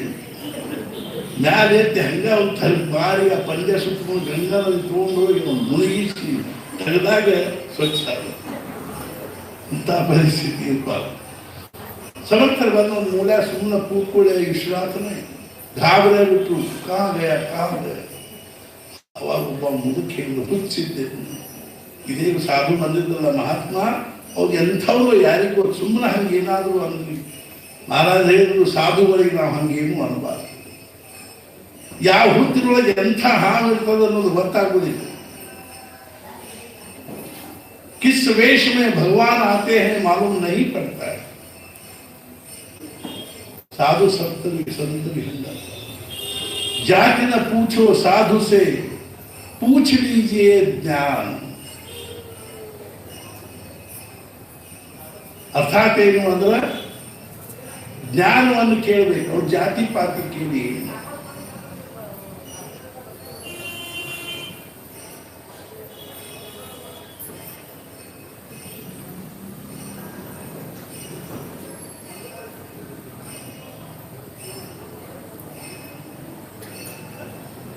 दाम कीजिए तलवार की, पड़े रहने दो ज्ञान. ಖಡ್ಗದ ಕಿಮ್ಮತ್ ನೋಡ್ಬೇಕೇ ಹೊರತು ಆ ಜ್ಞಾನದ ಕಿಮ್ಮತ್ತ ಏನದು, ಅದಕ್ಕೇನು ಮಹತ್ವ ಆವಾಗ ಎಲ್ಲರೂ ಎಲ್ಲಿ ಹೋಗಿ ಸಾಧು ಅಂತ ಮೂಲ್ಯಾಕ ಶಾಂತವಾಗಿ ಜಪ ಮಾಡ್ಕೊಳ್ತೀವಿ. ಬಂದು ಗಟ್ಟೆ ಕಾಲು ಮಹಾತ್ಮ ನೀಟ್ಲಾಗಿ ಬಂದ ಕೂಡಲೇ ನಮಗೆ ತಪ್ಪಾಗ್ತು, ನಾವು ಅಪಮಾನ ಮಾಡಿದ್ದೀವಿ. ನೀವು ಬಂದ ಕೂಡಲೇ ಅಲ್ಲಿ ವಿಶ್ವನಾಥನ ಇರ್ತಾರೆ. अगर नहीं ऐसी कोई बात नहीं, आप अपनी पूजा करो, हम यही करो. नहीं ಕರ್ಕೊಂಡು ಹೋಗಿ ಎಲ್ಲರೂ ಕೂಡಿ ಅವ್ರಿಗೆ ಪೂಜೆ ಮಾಡಿಸ್ಲಿಕ್ಕೆ ಹತ್ತು ಕೂಡ ವಿಶ್ವನಾಥ. ಇಂಥ ಸಮರ್ಥ ಯೋಗ್ಯತ ಸಂಚಾರ ಮಾಡ್ತಾ ಎಲ್ಲಿ ಬಂದರು ಅಂದರೆ ಮತ್ತೆ ತಿರುಗಿ ತಾಕಳಿಗೆ ಪಂಚವಟಿ ಬಂದು ಪ್ರಭು ಶ್ರೀ ರಾಮಚಂದ್ರನಿಗೆ ಸಾಷ್ಟಾಂಗ ನಮಸ್ಕಾರ. ಪ್ರಭು ನಿನ್ನ ಆಜ್ಞೆಯಂತೆ ನಾನು ಸಂಪೂರ್ಣ ಭಾರತದ ಯಾಕೆ ಅಡ್ಡಾಡಿದ್ರೆ ಸರಿ ಅಂದ್ರೆ ಸಮಾಜದ ಒಂದು ಜನಜೀವನದ ಒಂದು ಏನು ಅನುಭವದ ಅಥವಾ ಜನಜೀವನದ ಸ್ವರೂಪ ಏನದ, ಪರಿಸ್ಥಿತಿ ಏನದ, ಸಮಾಜ ಎಷ್ಟೊಂದು ಅರ್ಥಾತ್ ಏನು ಅಂದ್ರೆ ದುಃಖ ಅನುಭವಿಸ್ತಾ ಇದೆ. ಒಂದ್ಸಲ ಸಮರ್ಥರು ತುಕಾರಾಮನಿಗೆ ಭೇಟಿ ಆಗ್ಬೇಕಂತ ಇವರು ಬರ್ಲಿಕ್ಕೆ ಹತ್ತಾರ ಗೊತ್ತಾಗ್ಬೋದು. ತುಕಾರಾಮರು ಎದುರಿಗೆ ಬಂದು ದೈವ ಅರ್ಥಾತ್ ಏನು ಅಂದ್ರೆ ದೇಹಕ್ಕೆ ಹೋಗಿದ್ರು, ನಡಕಲ್ಲಿ ಇಂದ್ರಾಯಣಿ ನದಿ ಇತ್ತು, ನದಿ ಈ ಕಡೆ ಸಮರ್ಥರು, ಆ ಕಡೆ ತುಕಾರಾಮ್ ಮಹಾರಾಜ. ಅವಾಗ ಇವ್ರು ಏನು ಮಾಡಿದ್ರು, ಒಂದು ಕಲ್ಲು ಎತ್ತಿ ಆ ನದಿ ಅರ್ಥಾತ್ ತುಕಾರಾಮ್ ಮಹಾರಾಜರು ಸಮರ್ಥನ ಭೇಟಿಯಾಗಿ ಹೊಂಟಾರಂದಾಗ ಅತ್ಲಾಗಿಂದೂ ಸಾಕಷ್ಟು ಜನರು ಅವ್ರ ಬೆನ್ನತ್ತು ಏನು ಮಾತಾಡ್ತಾರೆ, ಏನು ಸತ್ಸಂಗ ನಡೀತದ ಕೇಳಬೇಕು ಅನ್ನೋ ದೃಷ್ಟಿಯಿಂದ ಇತ್ಲಾ ಸಮರ್ಥ ತುಕಾರಾಮನ ಭೇಟಿಯಾಗಿ ಹೊಂಟಾದ್ರು. ಇತ್ಲಾಗಿಂದೂ ಸಾಕಷ್ಟು ಎಲ್ಲರೂ ತಗೊಂಡು ಆ ಸಮರ್ಥವನ್ನು ಕಲ್ಲು ತಗೊಂಡ್ರು. ಅರ್ಥಾತ್ ನದಿ ಒಳಗೆ ಹೋಗೋದು, ತುಕಾರಾಮ್ ಮಹಾರಾಜರು ಮ್ಯಾಲ ಕೈ ಮಾಡಿದ್ರು, ಅವ್ರ ಅರ್ಥ ಅವ್ರಿಗೂ ಏನು ಮಾತಾಡಲೇ ಇಲ್ಲ. ಅತ್ಲಾಗಿನವ್ರು ತುಕಾರಾಮನ್ನು ಕೇಳಿದ್ರು, ಇತ್ಲಾಗಿನವ್ರು ಸಮರ್ಥ. ಅವಾಗ ಸಮರ್ಥರು ಹೇಳಿದರು, ತುಕಾರಾಮರು ಹೇಳಿದೆ, ನಾನು ಅರ್ಥಾತ್ ಸಮರ್ಥ ನಾನು ಒಂದು ಪ್ರಶ್ನೆ ಕೇಳಿದೆ. ಏನು ಅಂದರೆ ಅರ್ಥಾತ್ ಜನರು ಅರ್ಥಾತ್ ಈ ಜನರು ಭವಸಾಗರದಲ್ಲಿ ಮುಳುಗ್ತಾ ಇದ್ದಾರಲ್ಲ, ಅದಕ್ಕೆ ಏನು ಮಾಡಬೇಕು? ಅಜ್ಞಾನಿಗಳಾಗಿರ್ತಕ್ಕಂಥ ಜನರು ಭವಸಾಗರದಲ್ಲಿ ಮುಳುಗಲಿಕ್ಕಂತಾರೆ, ಈ ಕಲ್ಲು ಮುಳುಗಿದಂಗೆ, ಅದಕ್ಕೆ ಏನು ಮಾಡಬೇಕು ಅಂತಂದಾಗ ತುಕಾರಾಮ್ ಮಹಾರಾಜರನ್ನು ನಾವು ನೀವು ಏನು ಮಾಡ್ಲಿಕ್ಕೆ ಶಕ್ತಿಲ್ಲ, ಭಗವಂತನ ನೋಡ್ಬೇಕು. ಸಮರ್ಥರು ಬಂದು ಶಾಸ್ತ್ರ ನಮಸ್ಕಾರ ಮಾಡಿದ ಕೂಡಲೇ ಅವಾಗ ರಾಮ ಹೇಳಿದ್ದಾರೆ, ಈಗಾಗಲೇ ಶಿವಾಂಶ ಸಂಭೂತನಾಗಿರ್ತಕ್ಕಂಥ ಒಬ್ಬ ರಾಜ ಶಿವಾಜಿ ಅನ್ನುವ ಹೆಸರಿನಲ್ಲಿ ಹುಟ್ಟಿ ಬಂದಾನೆ. ಅವನು ಸ್ವಧರ್ಮದ ಒಂದು ಪ್ರತಿಷ್ಠಾಪನೆ ಮಾಡಬೇಕು, ಗೋ ಬ್ರಾಹ್ಮಣ ರಕ್ಷಣೆ ಮಾಡಬೇಕು ಅನ್ನುವಂಥ ಒಂದು ಕಟಪಟಿ ಒಳಗಿದ್ದಾನೆ. ನೀವು ಅವನಿಗೆ ಮಾರ್ಗದರ್ಶನ ಮಾಡಿ ಆಯಿತು ಅಂತ ತಿಳ್ಕೊಂಡು ಮತ್ತೆ ಅವಾಗ ಅವ್ರು ಏನು ಕೇಳ್ಕೊಂಡ್ರಿ, ಪ್ರಭು ನನಗೆ ಇನ್ನೂ ಜಪ ಮಾಡಿ ಸಮಾಧಾನ ಆಗಿದೆ, ನಾನು ಎಲ್ಲಾದ್ರೂ ಒಂದು ಕಡೆ ಏಕಾಂತದಲ್ಲಿದ್ದು ಇನ್ನೊಂದು ಕೋಟಿ ಜಪ ಮಾಡಬೇಕು ಅಂತ ನೋಡ್ರಿ. 12 ವರ್ಷ ಟಾಕಳಿ ಒಳಗೆ ಗೋದಾವರಿ ಕಪಿಲಾ ನದಿ ಸಂಗಮದಲ್ಲಿ ನಿಂತುಕೊಂಡು 13 ಕೋಟಿ ಜಪ ಮಾಡಿ, ಆಮೇಲೆ ಸಂಪೂರ್ಣ 12 ವರ್ಷ ಭಾರತ ಭ್ರಮಣ ಮಾಡುವ ಅಖಂಡ ನಾಮಸ್ಮರಣೆ. ಅಷ್ಟಾದರೂ ಅವ್ರು ಹೇಳಿದ್ರು ನನಗೆ ಇನ್ನೂ ತೃಪ್ತಿ ಆಗಿದೆ. ಆವಾಗ ಸಮರ್ಥ ರಾಮ ಅಂದ, ಆಗ ಹಂಗ ಮಾಡ್ರಿ, ಮಹಾಬಲೇಶ್ವರದಾಗಿದ್ದುಕೊಂಡು 1 ಕೋಟಿ ಜಪ ಮಾಡಿ. 5 ಮಾಲೆ ಆಗಿರ್ತಾವೋ ಇಲ್ಲೋ ಯಾರು, ಇಷ್ಟು ನಮ್ಗೆ ಬ್ಯಾಸರ ಬಂದು ಹೋಗ್ತದಲ್ಲ. ಮಹಾರಾಜನೊಬ್ರು ಕೇಳಿ, ಮಹಾರಾಜ್ ನಾಮಸ್ಮರಣೆ ಮಾಡೋ ಸಾಧಕನಿಗೆ ಬರುವ ಅವಸ್ಥಾ ಇದೆ. ಮಹಾರಾಜ ಹೇಳಿದ್ರು, ಮೊದಲನೇ ಅವಸ್ಥಾ ಏನು ಅಂದ್ರೆ ಅನುಗ್ರಹ ತಗೊಂಡ್ವಿ, ಜಪ ಮಾಡಿ ಶುರು ಮಾಡಿದ್ವಿ, ಒಂದೇ ಸಲ ಕೈಯಾಗಿ ಮಾಲಿ ಹಿಡಿದೀವಿ, ಒಂದು 5 ಮಾಲಿ ಮಾಡೋದಾಗ ಸಾಕು ಚಿಟ್ಟಿಡಿತು. 5 ಮಾಲಿ ಮಾಡೋದಾಗ ಬ್ಯಾಸರ ಬಂದ.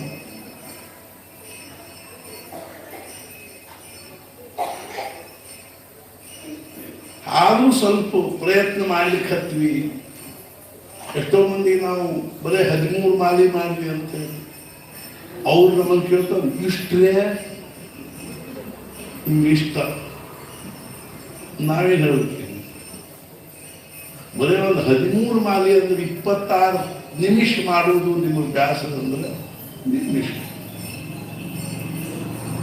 ಅಲ್ಲಿ ನಿಮಗೆ ನೀವು ಅರ್ಥಾತ್ ನಾವಾಗಲಿ ನೀವಾಗಲಿ ನಾವು ಸುಖವಾಗಿ ಇದ್ದೀವಿ ಅಂದ್ರೆ ಏನೇನು ಬೇಡ, ನಾವು ಸಮಾಧಾನ ಇದ್ದೀವಪ್ಪ, ನಮ್ಮ ಸಮಾಧಾನದ ನಮ್ಮ ಮನಸ್ಸಿಗೆ ಶಾಂತಿ ಅದ, ತೃಪ್ತಿ ಅದ, ಸುಖ ಆನಂದದ ಅಂದ್ರೆ ಈ ದೇವರು ಬೇಡ, ತಿಂದರು ಬೇಡ.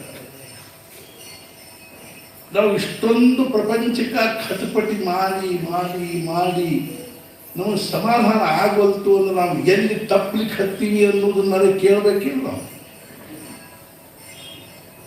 ಯಾವ ರೀತಿಯಾಗಿ ನಮ್ಮ ದುಡ್ಡಿನ ಅಭಾವದಿಂದ ನಾವು ದುಃಖಿ ಇದ್ವಿ ಅಂದ್ರೆ ಶ್ರೀಮಂತರ ಬೆನ್ನ ಹತ್ತಿ, ಯಾವುದಾದ್ರೂ ಒಂದು ಕಲೆಯ ಅಭಾವದಿಂದ ನಾವು ಆ ಕಲೆಯಲ್ಲಿ ಪರಿಣತಿ ಹೊಂದಬೇಕು ಎಂದು ನಿಂತಿದ್ದರೆ ಕಲಾಕಾರರು, ಸಂಗೀತ ಕಲಿಬೇಕು ಎಂದು ಅಂತಿದ್ರೆ ಗವೈಗಳ ಬೆನ್ನ ಹತ್ತಿ, ಶಿಲ್ಪಶಾಸ್ತ್ರ ಕಲಿಬೇಕು ಅಂದ್ರೆ ಶಿಲ್ಪಿಗಳ ಬೆನ್ನ ಹತ್ತಿ, ಚಿತ್ರಕಲಾ ಕಲಿಬೇಕು ಅಂದ್ರೆ ಚಿತ್ರಕಲೆಯಲ್ಲಿ ಪರಿಣತರಾಗಿರ್ತಕ್ಕಂಥವ್ರ ಬೆನ್ನ ಹತ್ತಿ, ಸಂಸ್ಕೃತ ಕಲಿಬೇಕು ಅಂದ್ರೆ ಪಂಡಿತರ ಬೆನ್ನ ಹತ್ತಿ. ಡಿಗ್ರಿ ಆಗಬೇಕು ಅಂದ್ರೆ ಕಾಲೇಜ್ಗಳಿಗೆ ಹೋಗ್ಬೇಕು. ಹೆಂಗೋ ಹಂಗ, ಯಾಕಂದ್ರೆ ಆ ಗವೈಯಲ್ಲಿ ಏನದ ಅಂದ್ರೆ ಅಪಾರ ಸಂಗೀತ ಶಾಸ್ತ್ರಜ್ಞ. ಹೆಂಗೋ ಹಂಗ ನಮಗೆ ಸಮಾಧಾನ ಬೇಕು ಅಂದ್ರೆ ಸಮಾಧಾನದ ರಾಶಿ ಯಾರಿದ್ದಾರೋ, ಸಮಾಧಾನದ ಒಂದು ಖನಿ ಯಾರಿದ್ದಾರೋ ಅವ್ರ ಹತ್ರ ಹೋಗ್ಬೇಕು. ಅಂಥವ್ರು ಯಾರು ಅಂದ್ರೆ ಸತ್ಪುರುಷ. ಈ ಪ್ರಪಂಚದಲ್ಲಿ ಸತ್ಪುರುಷನ ಬಿಟ್ಟರೆ ಬೇರೆ ಕಡೆ ಸಮಾಧಾನ ಅನ್ನುವಂಥ ಚೀಸ್ ಸಿಗ್ಲಿಕ್ಕೆ ಸಿಗ. ಹುಬ್ಬಳ್ಳಿ ಧಾರವಾಡ ಬಿಟ್ಬಿಡ್ರಿ, ಪುಣೆ, ಬೆಂಗಳೂರು, ಮುಂಬೈ ಇಂಥ ಕಡೆಗೆ ಎಲ್ಲ ಕಡೆ ಅಡ್ಡಾಡಿ ನೋಡ್ರಿ. ಈ ಅಂಗಡಿಯಲ್ಲಿ ಸಮಾಧಾನ ಸಿಗುತ್ತದೆ ಅಂತ ಬೋರ್ಡ್ ಇದ್ರೆ ನಾವು ಬಂದೇ ಬಿಡ್ತೀವಿ ಖರೀದಿ ಮಾಡಿ. ಅದು ₹1 ಕೋಟಿ ಒಂದು ತೊಲಿ ಇರ್ಕೋವಲ್ತ ಖರೀದಿ ಮಾಡಿರ್ತಾರೆ. ಈ ಪ್ರಪಂಚದೊಳಗೆ ಸಿಗುವ ವಸ್ತು ಏನು? ನಾವು ಈ ಪ್ರಪಂಚದೊಳಗೆ ಏನಾದ್ರು ಆಗಿರೋರ್ಬೇಕು, ಸಮಾಧಾನ ಇಲ್ಲ ಇಲ್ಲ ಇಲ್ಲ. ಯಾಕಂದ್ರೆ ಸಮಾಧಾನದ ಬೇಸ ಗೊತ್ತಿಲ್ಲ ನಮ್ಗೆ. ಸಮಾಧಾನ ಹೊರಗದ ಏನು? ಈ ಪ್ರಪಂಚದ ಯಾವುದೇ ವಸ್ತು, ವ್ಯಕ್ತಿ, ಪರಿಸ್ಥಿತಿ ಸಮಾಧಾನದ ರಾ ಮಟೀರಿಯಲ್ ಅಲ್ಲ. ಒಂದು ಲಗ್ನೋಟಿ ಹಾಕೊಂಡು ಆಯುಷ್ಯ ಕಳೆದಿರ್ತಕ್ಕಂಥ ಈ ಮಹಾತ್ಮನ ಮುಂದೆ ಕೂತ್ಕೊಂಡು ಜೀವನದ ಪಾಠ ತಿಳ್ಕೊಳ್ಳಿಕ್ಕೆ ಪ್ರಯತ್ನ ಮಾಡ್ಲಿಕ್ಕತ್ತೀವಿ ಅಂದಾಗ ಅವ್ರು ಹೆಂಗಿರ್ಬೋದು? ಮೂರ್ತಿಮಂತ ಸಮಾಧಾನ, ಅಖಂಡ ಸಮಾಧಾನ ಮಂದೆ ಮೂರ್ತಿಮಂತ ಬ್ರಹ್ಮಂತ. ಚಿತ್ತರ ಹೇ ಸಮಾಧಾನ ಹೇಚಿ ದೇವಾಚೆ. ಸಮಾಧಾನ ಇಲ್ರಿ, ಸಮಾಧಾನ ಇಲ್ಲ, ಸಮಾಧಾನ ಇಲ್ರಿ. ಮಹಾರಾಜ ಒಬ್ಬರು ಮಹಾರಾಜ ಮನೆಯೊಳಗೆ ಎಲ್ಲ ಅನುಕೂಲದ ಕರೆ ಸಮಾಧಾನ. ನಾವು ದಾವಣಗೆರೆಗೆ ಹೋದಾಗ ಒಬ್ಬರು ನಮ್ಮ ಭೇಟಿಯಾಗಿ ನಮ್ಮ ಮನೆ ಪಾಪಿದ್ದೇವೆ ನೋಡ್ರಿ. ಅವ್ರದ ಕಾರ್ನಾಗ ಹೋದ್ವಿ. ದೊಡ್ಡ ಮನೇಲಿ 4 ಮಂದಿ ಅಣ್ತಮ್ಮಂದ್ರು. ಅವರು ಪ್ಯಾಟ್ಯಾಗ ದೊಡ್ಡ ಅಂಗಡಿ, ಅವರು ದೊಡ್ಡ ಮನೆ ಇತ್ತು, ಕೆಳಗೆ ದೊಡ್ಡ ಹಾಲ್ ಇತ್ತು, ಮ್ಯಾಗ 4 ಮಂದಿ ಅಣ್ತಮ್ಮಂದ್ರು ಮನೆಗಳಿತ್ತು. ಒಬ್ಬರ ಮನ್ಯಾಗೂ ಅಡಿಗೆ ಚಹಾ ತಿಂಡಿ ಏನು ಮಾಡಂಗಿಲ್ಲ. ಅವರು ಅಲ್ಲೊಂದು ಮೆಸ್ ಮಾಡಿಬಿಟ್ಟಿದ್ರು ಅಡಿಗೆ ಮನೆ. ಅಲ್ಲಿ ಅಡಿಗೆ ಅವ್ರು ಇರ್ತಿದ್ರು. ಮುಂಜಾನೆ ಕೂಡ ಅಲ್ಲಿ ಹೋಗುದು, ಚಹಾ ಕುಡಿದು ತಮ್ಮ ಮನ್ಯಾಗ ಕೊಂಡು ಕೂಡೋದು. 9 ಗಂಟೆಗೆ ಹೋಗುದು, ಉಪಹಾರ ಮಾಡೋದು, ಮನ್ಯಾಗ ಬಂದು ಕೂಡೋದು. ಇಲ್ಲಿ ಹೆಂಗೆ ಬದುಕೊಂಡು ಉಪಹಾರ ಮಾಡೋದು, ನಾನು ಹೋಗಿ ಹೋದಾಗ ಕೂಡೋದು. ಇದೆಲ್ಲ 4 ಮಂದಿ ಅಣ್ತಮ್ಮಂದ್ರು, ಅವರು ಹೆಣ್ಣಂದ್ರು, ಅವ್ರ ಮಕ್ಕಳು ಎಲ್ಲ ಕೂಡ್ಸಲ್ಲ. 30-32 ಮಂದಿ ಇದ್ರು ಮನೆ.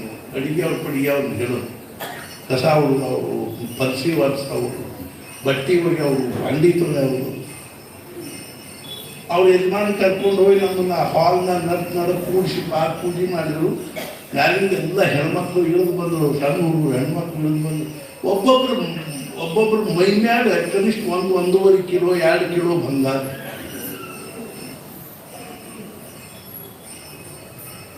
ಆಮೇಲೆ ಪೂಜೆ ಅಥವಾ ಎಲ್ಲರೂ ಪ್ರಸಾದ ಕೊಟ್ಟಿವಿ, ಹೊರಗೆ ಬಂದು ಅವ್ರ ಕಾರ್ನಾಗ ಕೂತ್ಕೊಂಡು ಅವ್ರು ಹೇಳಿದ ಗುರುಗಳ ಏನು ಈಗ ಇಷ್ಟು ಬಂದಿದ್ದು ನೋಡಿದ್ರಲ್ಲ ನೀವು. ಒಬ್ಬರಿಗೆ ಸಮಾಧಾನ ಇಲ್ಲ ನೋಡಿ. ಒಬ್ಬಾಕಿ ಗಂಡಾಕಿಗೆ ಏನಾದ್ರು ಒಂದು ತಂದು ಕೊಟ್ಕೊಳ್ಳಿ, 3 ಮಂದಿ ಹೆಣ್ಣನ್ನು ಸುದು.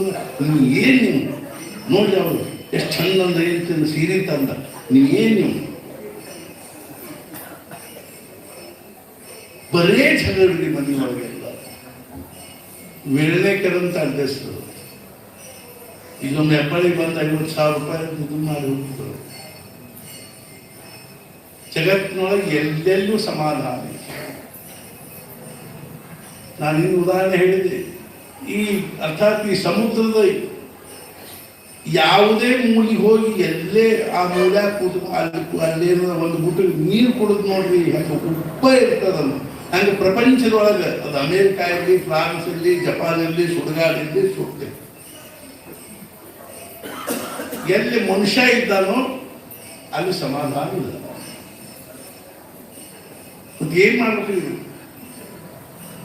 ಮಹಾರಾಜ ದೇವರು ಸಮಾಧಾನ, ಮಹಾರಾಜರು ಸಮಾಧಾನ ಹೊರಗೆ ಇಲ್ಲೇ ಇಲ್ಲ. ಇಲ್ಲದೆ ಇರೋದು ಎಲ್ಲಿ ಸಿಗ್ಬೇಕು? ಎಲ್ಲಿದ ಒಳಗೆ. ಆ ಒಳಗಿನ ಸಮಾಧಾನ, ಒಳಗಿನ ಸುಖ, ಒಳಗಿನ ಶಾಂತಿ, ಒಳಗಿನ ಆನಂದ ಪಡ್ಕೋಬೇಕು ಅಂತ ಮನುಷ್ಯನಾಗಿ ಇದ್ರೆ ಈ ಹೊರಗಿಂದನ್ನ ಬಿಡಬಾರ್ದ್ರಿ. ಅದನ್ನ ಕಿಮ್ಮತ್ತು ತಿಳ್ಕೊಂಡು ಪ್ರಪಂಚ ಮಾಡಿ. ಮಹಾರಾಜ ಹೇಳಿ ದುಡ್ಡಿನ ಕಿಮ್ಮತ್ತು ಎಷ್ಟು? ಮಹಾರಾಜ ಉದಾಹರಣೆ ಹೇಳಿದ್ರು, ಈ ಹಳ್ಳಿ ಒಳಗೆ ರೈತರು ರಾಣ್ಯಾರು ಮಕ್ಕಳಿಗಾರು ಇದನ್ನ ಮಾಡ್ತಾರೆ, ನಾಯಿ ಸಾಕಿರ್ತಾರೆ, ಎಲ್ಲಿ ಕಟ್ತಾರೆ? ನಮ್ಮ ನಾಯಿ ನೋಡಿ ಆ ಕಟ್ಟಿ ದಾಟಿ ಒಳಗೆ ಹೋಗಿಲ್ಲ, ಇಲ್ಲಿ ಯಾರು ಹೋಗಿಲ್ಲ, ಅದ್ರ ಸ್ಥಾನ ಇದೆ, ಅದು ಬೇಕಾದಂಥದ್ದು ಇರ್ತದೆ, ಅದ್ರ ಸ್ಥಾನ ಬಾಗಲ್ ಹತ್ರ. ಹೆಂಗೆ ದುಡ್ಡಿನ ಸ್ಥಾನ ಎಲ್ಲಿ ಅಂದ್ರೆ ಅಲ್ಲೇ. What is meant by money? Money is nothing but A security.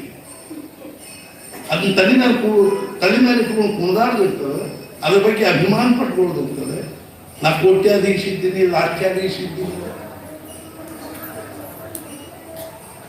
ಖರೇ ಶ್ರೀಮಂತ ಯಾರು ಅಂತಂದ್ರೆ ಯಾರು ಎಷ್ಟು ಪ್ರಮಾಣದಲ್ಲಿ ಸಮಾಜಕ್ಕೆ ಅನೇಕ ಪ್ರಕಾರದಿಂದ ಆರ್ಥಿಕವಾಗಿ ಅನುಕೂಲ ಆಗ್ತಾರನು, ಸಮಾಜದ ಹಿತಕ್ಕಾಗಿ ತನ್ನ ಸರ್ವಸ್ವವನ್ನು ತ್ಯಾಗ ಮಾಡಲಿಕ್ಕೆ ತಯಾರಿದ್ದಾರೋ, ಯಾರು ಸಮಾಜಕ್ಕಾಗಿ ಅತ್ಯಂತ ಕಳಕಳಿಯಿಂದ ಸಮಾಜಕ್ಕೆ ಹಿತವಾಗ್ತಕ್ಕಂಥದ್ದನ್ನು ಖರ್ಚು ಮಾಡ್ಲಿಕ್ಕೆ ತಯಾರಿದ್ದಾರೋ ಅವರು ಶ್ರೀಮಂತರೇ ಹೊರತು ಕೋಟಿಗಟ್ಟಲೆ ಪುಡಿ ಇಟ್ಕೊಂಡು ಮುಂಜಾನೆ ಸಣ್ಣ ತನಕ ಬರೀ ಅದನ್ನ ತಲೆಯಾಗಿಟ್ಕೊಂಡು ಕೂಡೋದು ದರಿದ್ರತನದ ಮಹಾ ದರಿದ್ರತನದ. ದುಡ್ಡು ಬಹಳ ಕೆಟ್ಟ ವಸ್ತು ಅದು. ಅದಕ್ಕಾಗಿ ಮಹಾರಾಜ ಹೇಳಿದ್ರು ದುಡ್ಡು ಬಹಳ ಕೆಟ್ಟ ವಸ್ತು ಅದಂತ. ಅವ್ರು ಏನಂತಿದ್ರು, ಪೈಸೆ ಅಂತಿದ್ರು ಪೈಕಾ ಅಂತ. ಅವ್ರು ಕೇಳಿ ಮಹಾರಾಜ ನೀವು ಪೈಕಾ ಅಂತ ಯಾಕಂತೀವಿ? ಅವ್ರು ಪೈಕಾ ಅಂತ ಬಂದಿದೆ. ಮಹಾರಾಜ ಹೇಳಿದ್ರು ಸಂಸ್ಕೃತದಲ್ಲಿ ಯಾವ್ದಾದ್ರು ಕೆಟ್ಟದ ಅಂತ ಹೇಳ್ಬೇಕಾದ್ರೆ ಅದು ಕುಪ್ರತ್ಯಯ ಅಂತ ಹೇಳ್ತಾರೆ. ಕುಪುತ್ರ, ಕುಮಿತ್ರ, ಹಂಗಿದೆ ಅನ್ನೋದ ನಾ ಹಿಂದೆ ಹಚ್ಚೋದಿಲ್ಲ, ಮುಂದೆ ಹಚ್ತೀನಿ. ದುಡ್ಡು ಕೆಟ್ಟದ ಏನ್ರಿ? ದುಡ್ಡು ಕೆಟ್ಟದ ಅಂತಲ್ಲ, ಅದು ಒಂದು ಕೆಟ್ಟ ಗುಣ. ಅದು ಏನು ಕೆಟ್ಟ ಗುಣ ಅದು ಯಾರ ಹತ್ರ ಇರ್ತದನೋ ನಾ ಏನು ಬೇಕಾದ್ದು ಮಾಡಬಲ್ಲೆ ಅನ್ನೋ ಒಂದು ಅಭಿಮಾನ ನಿರ್ಮಾಣ ಆಗ್ತಲ್ಲ, ಅದು ಕೆಟ್ಟ ಕೆಲಸ. ನಾ ಯಾಕೆ ಹೇಳಿ ಹತ್ತೀನಿ ಅಂದ್ರೆ ಸಮರ್ಥ ನೋಡಿ. ಮತ್ತೆ ಮಹಾಬಳೇಶ್ವರದಾಗ ಇದ್ಕೊಂಡು 1 ಕೋಟಿ ಜಪ ಕೋಟ್ಯಾಧೀಶರೇ ಅವರು, ನಾಮದ ಕೋಟ್ಯಾಧೀಶರಾಗಿ. ಆಮೇಲೆ ಬಂದು ಶಿವಾಜಿ ದರ್ಶನ ಮಾಡಿ ಅವ್ರು ಸಂಚಾರ ಮಾಡ್ಕೋತ ಬರುವಾಗ ಒಂದು ಊರಾಗ ಆಂಗ್ಲಾಪುರ ಅಂತ ಊರಿತ್ತು. ಅಲ್ಲಿ ಕೆರೆಯೊಳಗೆ ಸ್ನಾನ ಮಾಡುವ ಹೊತ್ತಿನಾಗ 2 ಮೂರ್ತಿ ಸಿಕ್ತು, ಒಂದು ರಾಮಂದು ಒಂದು ದೇವಿ.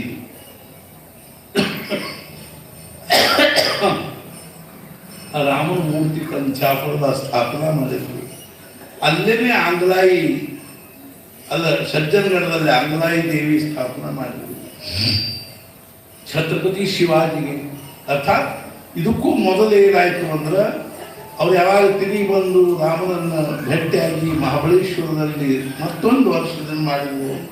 ಆಮೇಲೆ ಯಾರೋ ಅವ್ರಿಗೆ ಏನಾದ್ರು ಅಂದ್ರೆ ಆ ಜಾಮ್ ಊರಿನವ್ರು ಯಾರೋ ಭೇಟಿಯಾದ, ಅವ್ರು ಸರಿ ಮಾತು ಹೊರತಾಗಿದ್ದು ಯಾವುದು ಅವ್ರು ಹೇಳಿದ್ರು ಮುಂಚೆ ನಾವು ಸಂಚಾರಿಗಳು ಸಾಬುಗಳು.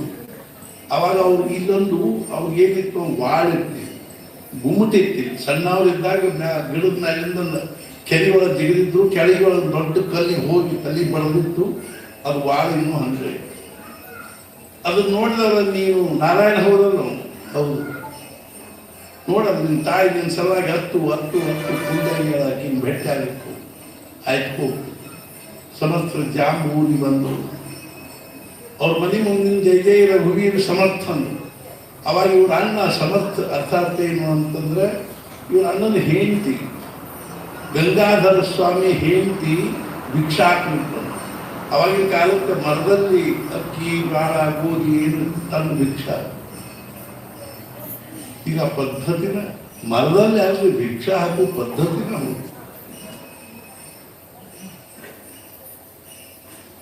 आवाज येऊन सहज येणार वहिनी साहेब घरी सगळे बरे आहेत ना ಅತ್ತಿಗೆ ಅವರೇ ಮನೆಯಲ್ಲಿ ಎಲ್ಲರೂ ಆರಾಮ ಇನ್ನು ನನಗೆ ಅತ್ತಿಗೆ ಸಿಗುತ್ತೇವೆ ಆಕೆ ಅವ್ರ ಅತ್ತಿಗೆ ಹೇಳಿದ್ವಿ. ಅವಾಗ ಅವ್ರ ಅತ್ತೆ ಅಂದ್ರು ನಿನಗೆ ಅತ್ತಿಗೆ ಅಂತ ಅಂದ್ರೊಳಗೆ ವೈನಿ ಅಂತ ಅಂದ್ರೊಳಗೆ ಅವ್ರು ನಾರಾಯಣ ಬಡ ಬಡ ಕೂರುಡಿ ಪಾಪ ಮುದುಕಿ ಹಂಗೆ ದರ್ಪಡಿಸಿ ಕೆಳಗೆ ಬಂದು ನೀ ನಾರಾಯಣ ಏನು? ಹೌದು ನಾನು ನಾರಾಯಣ. ಆ ತಾಯಿ ಎಷ್ಟು ಆನಂದ ಅದು ಗಟ್ಟೆ ಅದು ಅಳ್ಳಿಕ್ ಹತ್ತು ನಾರಾಯಣ ಏನಪ್ಪ ಅಂತ ಹಿಂಗೆ ಮಾರಿನ ಕೈ ಅಷ್ಟು ಗಡ್ಡ ಘಟ ನೋಡಿ ನಾರಾಯಣ ನಿನ್ಗೆ ಯಾವ್ದಾದ್ರು ದೇವ್ಗೆ ಹೋಗಿ ಬಡ್ಕೊಂಡದೇನು ಭೂತ್ ಗೀತ್ ಬಡ್ಕೊಂಡದೇನು ಏನಿದು ಮಾರಿನಲ್ಲ ಅವ್ರು ಮಾರಿನಾಗ ಇದ್ದವ್ರಿಗೆ ಭೂತ್ ಬಡ್ಕೊಂಡಿದ್ದು ಅಂತ ಅವ್ರು ಒಂದು ಕಲ್ಪನಾ ಹಾಕ್ತಾರೆ. ಅವಾಗ ಅವ್ರು ಹೇಳಿದ್ರು ಹೌದು ನನ್ನ ಭೂತ ಬಡ್ಕೊಂಡ ಆ ಭೂತ ಎಂಥದ್ದು ಒಂದ್ಸಲ ಬಡ್ಕೊಂತೀವಿ ಅಂದ್ರೆ ಒಟ್ಟ ಬಿಟ್ಟು ಹೋಗುದೇ ಇಲ್ಲ. ಅದ್ಯಾವ ಭೂತದು? ಅಯೋಧ್ಯಾಧಿಪತಿಯಾಗಿರ್ತಕ್ಕಂಥ ಭೂತ ಬಡ್ಕೊಂಡ ಜದ್ಗತ್ವಾನ ನಿವರ್ತಂತೆ ತದ್ಧಾಮ ಪರಮಮ್ಮ. ಆ ಭೂತ ನಾನು ಬಡ್ಕೊಂಡ ತಮ್ಮ ಅದು ನಾನೊಂದು ಅಭಂಗ ಮಾಡ ಭೂತಲಾಗಲ್ಲ ಅನ್ನೋದು ಭೂತಲಾಗಲ್ಲ. ಮುಂದೆ ಮತ್ತೆ ಅವರು ಬರೋವೊಂದು ಮಾರಿ ನೋಡ್ಬೇಕು ಅನ್ಸುತ್ತಪ್ಪ ಕಣ್ಣಿಲ್ಲ ಅದಕ್ಕೆ ಕಣ್ಣ ಕೈ ಆಡಿಸಿ ಕೂಡಲೇ ಕಣ್ಣು ಬಂದು ಮೈ ಕಣ್ಣು ತುಂಬ ನೋಡಿದ್ರು ಮಗ ತಾಯಿ ಸಮಾಧಾನ 6 ತಿಂಗಳು ಮನೆ ಆಗಿತ್ತು. ಸ್ವಲ್ಪ ಸತ್ಪುರುಷರ ಚರಿತ್ರೆ ಓದಿ ನಮ್ಗೆ ಅದ್ದಿ ಕಳಕಳಿಯಿಂದ ಹೇಳ್ತಿಲ್ಲ ಏನು ಅಂದ್ರೆ ಯಾವಾಗಲೂ ಒಬ್ಬ ಸತ್ಪುರುಷರ ಚರಿತ್ರೆ ಯಾವಾಗಲೂ ನಮ್ಮ ಜೊತೆಗೆ. ನಾ ಎಷ್ಟೋ ಸಲ ಒಂದು ನೋವಿಂದ ಪ್ರವಚನ ಮಾಡಿ ಪ್ರವಚನ ಮಾಡಿದ ಹೇಳಿ ಅನೇಕರಿಗೆ ಹೆಣ್ಮಕ್ಳು ಆಗಲಿ ಗಂಡಸರು ಜಪದ ಚೀಲ ಇಟ್ಕೊಂಡಿರ್ತಾರೆ, ಹೆಣ್ಮಕ್ಳು ವ್ಯಾನಿಟಿ ಬ್ಯಾಗು ಇರ್ತದೆ, ಜಪದ ಚೀಲೂ ಇರ್ತದೆ. ಆ ವ್ಯಾನಿಟಿ ಬ್ಯಾಗಿನ ಭಾಳ ಮಾಡ್ತಾರೆ ಒಟ್ಟ ಬಿಡುದಿಲ್ಲ. ಅದನ್ನ ಈ ಗೋವಿಂದರಾಧೆ ಆಡ್ತಿರ್ತಾರೆ ಅವ್ರಿಗೂ ವ್ಯಾನಿಟಿ ಬ್ಯಾಗ್ ಹಿಂಗೆ ಮಾಡ್ತಾರೆ. ಏನಿಟ್ಟಿರ್ತಾರೋ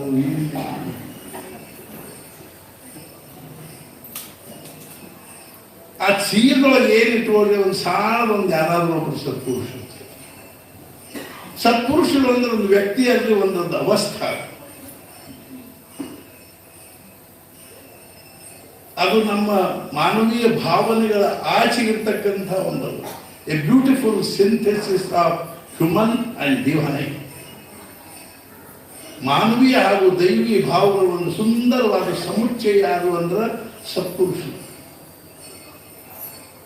ಯಾವ ಸಮಾಜದಲ್ಲಿ ಅಂಥ ಒಬ್ಬ ಸತ್ಪುರುಷರು ಆಗಿ ಹೋಗಿದ್ರು ಸಹಿತ ಆ ಸಮಾಜ ಶತಮಾನಗಳವರೆಗೆ ಭಾಗ್ಯವಂತನಿಸು. ಇವತ್ತು ನೋಡಿ ಆಳಂದಿ ಒಳಗೆ ಲಕ್ಷ ಗಟ್ಟಲೆ ಜನ ಜ್ಞಾನದೇವ್ ತುಕಾರಾಮ್ ಜ್ಞಾನದೇವ್ ತುಕಾರಾಮ್ ಜ್ಞಾನದೇವ್ ತುಕಾರಾಮ್. ಆ 22 ವರ್ಷದ ಹುಡುಗ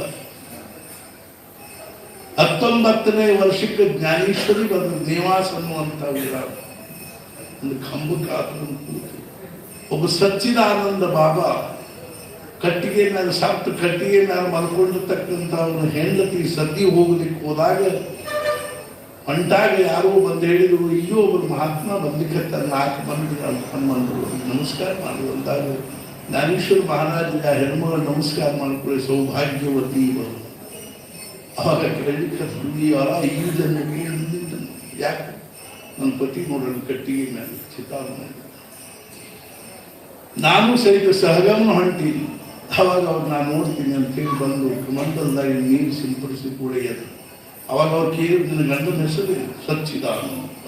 ಅರೆ ಸಚ್ಚಿದಾನಂದನಾದರೂ ಸಾಯಲಿಕ್ಕೆ ಶಕ್ಯತೆ ಎಬ್ಸಿದ ಸಚ್ಚಿದಾನಂದ ಬಾಬಾನ ಬರೆದದ್ದು ಜ್ಞಾನೇಶ್ವರ ಮಹಾರಾಜ ಹೇಳಿ 9033 ಓವಿ ಅಖಂಡವಾಗಿ ಹೇಳಿ ಇಡೀ ಜಗತ್ತಿನಲ್ಲಿ ಅಂಥ ಗ್ರಂಥ ಅದ್ವಿತೀಯವಾದ ಗ್ರಂಥ.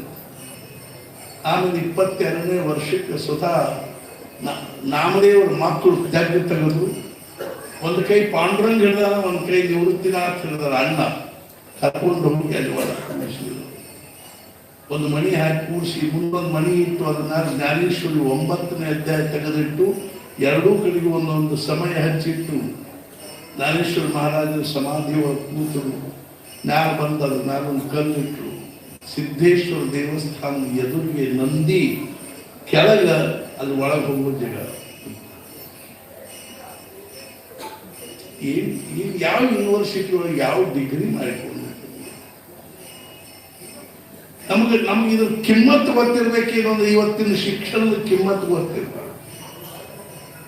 ಕಲೆಕ್ಷನ್ ಆಫ್ ಇನ್ಫಾರ್ಮೇಶನ್ ಎಲ್ಲರೂ ಮಾಡುವುದು ಹೊಟ್ಟೆಗಾಗಿ, ಏನು ಬಟ್ಟೆಗಾಗಿ. ನಾವು ಕಡೆ ದೊಡ್ಡ ದವಾಖಾನೆ ನೋಡಿದ್ವಿ. ಈ ಹಾಡು ನಮ್ಮ ಗಾಡಿಯೊಳಗೆ ಹಚ್ಚಿದ್ರು. ಹರೀಶನ ಗಾಡಿಯೊಳಗೆ ಹೊಂಟಿದ್ದೆ, ಇದು ಹಾಲು ಹಚ್ಚಿತ್ತು. ಎಲ್ಲರೂ ಮಾಡೋದು ಮುಂಕೂತು ಹೋಗ್ತು ಒಂದು ದೊಡ್ಡ ದವಾಖಾನೆ, MBBS MD ಆಗಿ ದೊಡ್ಡದೊಂದು ಕ್ಲಿನಿಕ್ ಕಟ್ಟಿ ಬಂದವರಿಗೆಲ್ಲ ಸೂಜಿ ಚುಚ್ಚೋದು ಹೊಟ್ಟೆಗಾಗಿ, ಏನು ಬಟ್ಟೆಗಾಗಿ. ಮುಂದೆ ಹೋಗೋಕ್ಕೆ ದೊಡ್ಡದೊಂದು ಹೋಟೆಲ್ ಇತ್ತು, ದೊಡ್ಡದೊಂದು ಹೋಟೆಲ್ ಕಟ್ಟಿ ಅದ್ರ ತುಂಬ ತಿಂಡಿ ಇಟ್ಟು ಬಂದವರಿಗೆಲ್ಲ ಚಹಾ ಕುಡಿಸೋದು ಹೊಟ್ಟೆಗಾಗಿ. ಅದು 5 ಸ್ಟಾರ್ ಹೋಟೆಲ್ಗೆ ಹಾಕಿತ್ತು. ಅವ್ರು ಹೊಟ್ಟೆ ಎಂಥ ಇರ್ತದೆ, ತುಂಬುವುದೇ ಇಲ್ಲ. 50 ಸೀರೆ ಸುತ್ತಿಕೊಂಡ್ರು ಸಹಿತ ಆ ಸೀರೆ ಸಾಕಾಗಲಿ 51 ತಂದ್ರೆ.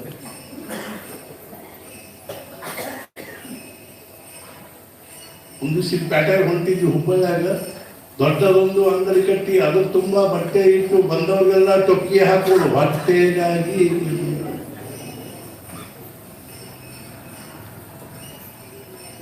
ನಮಗೇನು ಇಷ್ಟ ಏನು ಜೀವನಕ್ಕೆ ಅರ್ಥ. ವಿವೇಕಾನಂದ ಒಂದು ಪತ್ರದ ಬರ್ದಾರ, ಒಂದು ಡಿಗ್ರಿ ಮಾಡ್ಕೊಂಡು ಒಂದು ನೌಕರಿ ಗಿಟ್ಟಿಸ್ಕೊಂಡ್ರು ಅಂದ್ರೆ ಅವ್ರ ಜನ್ಮ ಸಾರ್ಥಕ. ಮದುವೆ ಆಗೋದು ಬಿಡೋದು, ಮಕ್ಕಳಾಗೋದು ಬಿಡೋದು ಅವ್ರ ಭಾಗ್ಯ. ಎಷ್ಟರೇ ಸಾಮಾನ್ಯ ಅತಿ ಕ್ಷುದ್ರವಾಗಿರ್ತಕ್ಕಂಥದ್ರೊಳಗೆ ನಾವು ಎಷ್ಟೊಂದು ಅದಕ್ಕೆ ಮಹತ್ವ ಕೊಟ್ಟು ಪ್ರಪಂಚದವರು ನಾವು ಸಮಾಧಾನದ ಲೇಷ ಇಲ್ಲದೆ ಇರ್ತಕ್ಕಂಥ ಜೀವನ ಬಾಳಿ. ಸತ್ಪುರುಷರು ನೋಡಿ, ಮಹಾರಾಜರ ಕಡೆಗೆ ಒಬ್ರು ಬಂದಿರು, ಮಹಾರಾಜ್ 5 ನಿಮಿಷ ಮಹಾರಾಜ ಕಡೆಗೆ ಒಬ್ರು ಬಂದಿರು, ಮಹಾರಾಜ್ ನಾನು ಕಾಲೇಜ್ ತೆಗಿರ್ತೇನೆ. ಮಹಾರಾಜ್ ನನಗೇನು, ನಾನು ಶಾಲೆಗೆ ಹೋಗಿಲ್ಲ, 2 ತಿಂಗಳು ಸಹಿತ ಹೋಗಿಲ್ಲ, ನನಗೇನು ಕಾಲೇಜ್ ಗೊತ್ತಾಗೋದಿಲ್ಲ. ಅದು ಬಂದವರು ನಾನು ಒಂದು ಶಾಲೆ ತೆಗಿತೀನಿ. ನೀವು ಶಾಲೆ ತೆಗಿದ್ರಿ? ಹೌದು, ನಾನು ಒಂದು ಶಾಲೆ. ನಿಮ್ಮ ಶಾಲೆಗೆ ಏನು ಕಲಿಸ್ತೀನಿ? ಮಹಾರಾಜರೇ ನಮ್ಮ ಶಾಲೆ ನಾನು ಸಾಯ್ಲಿಕ್ಕೆ ಕಲಿಸ್ತೀನಿ. ಸಾಯ್ಲಿಕ್ಕೆ ಕಲಿಸುತ್ತೆ? ಹೌದು, ನಮ್ಮ ಶಾಲೆ ಕಲಿಸ್ತೀನಿ. ಅಂದ್ರೆ ಹೇಗೆ, ಏನು ಕಲಿಸ್ತೀನಿ?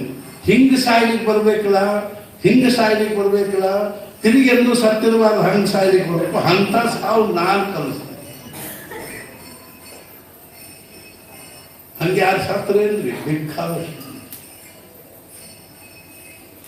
ಅಮೃತ ಮನೆ ಹರಿಭಕ್ತ ಅಂತ ಶೇವಟ ಕಲಿಸಿ ಗೋಡು.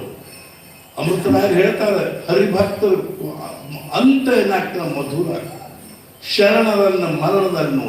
ನಮ್ಮ ಆಯುಷ್ಯ ತುಂಬ ನಾವೇನು ಜೀವನ ಪ್ರಪಂಚ ಮಾಡಿರ್ತೀವೋ ಅದರ ರಿಸಲ್ಟ್ ಎಲ್ಲಿದೆ ಅಂದ್ರೆ ನಮ್ಮ ಮರಣದಲ್ಲಿ. ಹೌ ಸಾಹೇಬರಿಗೆ 97 ವರ್ಷ ಆಯಿತು. ಕಣ್ಣು ಕಾಣಿಸ್ತಿದ್ದಿಲ್ಲ, ಕಿವಿ ಕೇಳಿಸ್ತಿದ್ದಿಲ್ಲ, ಎದ್ದು ಕೂಡ್ಲಿಕ್ಕೆ ಬರ್ತಿದ್ದಿಲ್ಲ. ಅಂಥ ಪರಿಸ್ಥಿತಿಯೊಳಗೆ ಅವ್ರು ಮಹಾರಾಜ್ ಈ ಪರಿಸ್ಥಿತಿಯೊಳಗೆ ನಂದು ಯಾಕೆ ಇಟ್ಟಿರಿ ಕರ್ಕೊಂಡು? ಹೌ ಸಾಹೇಬ್, ನಿಮ್ಮನ್ನು ನಾನು ಈ ಪರಿಸ್ಥಿತಿಯೊಳಗೆ ಯಾಕೆ ಇಟ್ಟೀನಿ ಅಂದ್ರೆ, ಇಂಥ ಪರಿಸ್ಥಿತಿಯೊಳಗೂ ಸಮಾಧಾನ ಇರ್ಲಿಕ್ಕೆ ಬರ್ತಾ ಅನ್ನೋದಕ್ಕೆ ಒಂದು ಉದಾಹರಣೆ ಇರಲಿ ಅಂತ ಇರ್ತೀವಿ. ಬಾ, ಹಿಂಗೆ ಉದಾಹರಣೆ ಆಗ ನಮ್ಮ ವಾರ್ಧಕ್ಯ ಎಷ್ಟು ನಮಗೆ ಅರ್ಥಾತ್ ಹೆಂಗೆ ಆಗಬೇಕು, ಮಂದಿಗೆ ಎಲ್ಲ ಅನಿಸ್ಬೇಕಲ್ಲ, ಇವ್ರು ಇನ್ನೂ ಇರಬೇಕು. ಅವ್ರ ವಿರೋಧ ಸಹನ ಆಗಿರ್ದಂಗೆ ಮಂದಿಗೆ ಅವ್ರ ಸಹವಾಸದ ಒಂದು ಪ್ರೇಮ. ಮಾವು ಸಾಯ್ಲಿಕ್ಕೆ ಹತ್ತಿದ್ದು ಅಂದ್ರೆ ಮಾವನ ಅಗ್ದಿ ಅಂತ ಕಾಲ ಬಂದಿತ್ತು, ಸೊಸೆ ಅಳ್ಲಿಕ್ಕೆ ಹತ್ತಿತ್ತು. ಅಷ್ಟೊತ್ತಿಗೆ ಡಾಕ್ಟ್ರು ಬಂದು ಹೇಳು, ಮೇಡಮ್ ಚಿಂತೆ ಮಾಡಬೇಡ, 4 ಇಂಜೆಕ್ಷನ್ ಮಾಡ್ತೀನಿ, ಆರಾಮಾಗಿ. ಅದಕ್ಕೆ ಅಳ್ಲಿಕ್ಕೆ ಹತ್ತೀನಿ ನಾನು. ಒಂದು ಈ ಮುದಕ್ಕೆ ಇನ್ನೂ ಯಾಕೆ ಸಾಯವಲ್ತು ಅಂತ ಅಳ್ಲಿಕ್ಕೆ ಹತ್ತೀನಿ. ಹಿಂಗೆ ಅನ್ಸ್ಕೊಂಡು ಸಾಯಿದ್ರೆ ಏನಾಗ್ತದೆ? ಅಂದ್ರೆ ಏನು ಮಾಡ್ತೀನಿ? ಇವತ್ತಿನ ಮಹಾರಾಜನ ಪ್ರಾರ್ಥನೆ ಮಾಡೋದು, ಮಹಾರಾಜ ಇವತ್ತಿನಿಂದ ನಾನು 1 ಮಾಲಿ ಜಪಾಸು. ನನ್ನ 24 ತಾಸಿನ ಪ್ರತಿಯೊಂದು ಪ್ರಾಪಂಚಿಕ ವ್ಯವಹಾರಗಳಲ್ಲಿ ನನ್ನ ಪರಮೋಚ್ಚ ಮೌಲ್ಯ ಅದಕ್ಕೆ 1 ಮಾಲಿ ಜಪ. 1 ತಿಂಗಳಿಗೆ 1 ಮಾಲಿ ಜಪ. ಮುಂದಿನ ವರ್ಷಕ್ಕೆ ಮಹಾರಾಜ ನಾ ಇಲ್ಲಿ ಬರೋ ಮುಂದೆ 13 ಮಾಲಿ ಜಪ ಮಾಡಿ 365 ದಿವಸ 1 ದಿವಸ ನಾನು 13 ಮಾಲಿ ತಪ್ಪಿಸಿಲ್ಲ ಅನ್ನೋದು ಸಾಕು. 1 ವರ್ಷ ಬಿಟ್ಟು ಮುಂದೆ 1 ವರ್ಷ ಬರೀ 13 ಮಾಲಿ ಮಾಡಿ, 1 ವರ್ಷ ಬಿಟ್ಟು ಮತ್ತೊಂದು ಮಾಲಿ ಹೆಚ್ಚು ಮಾಡಿ.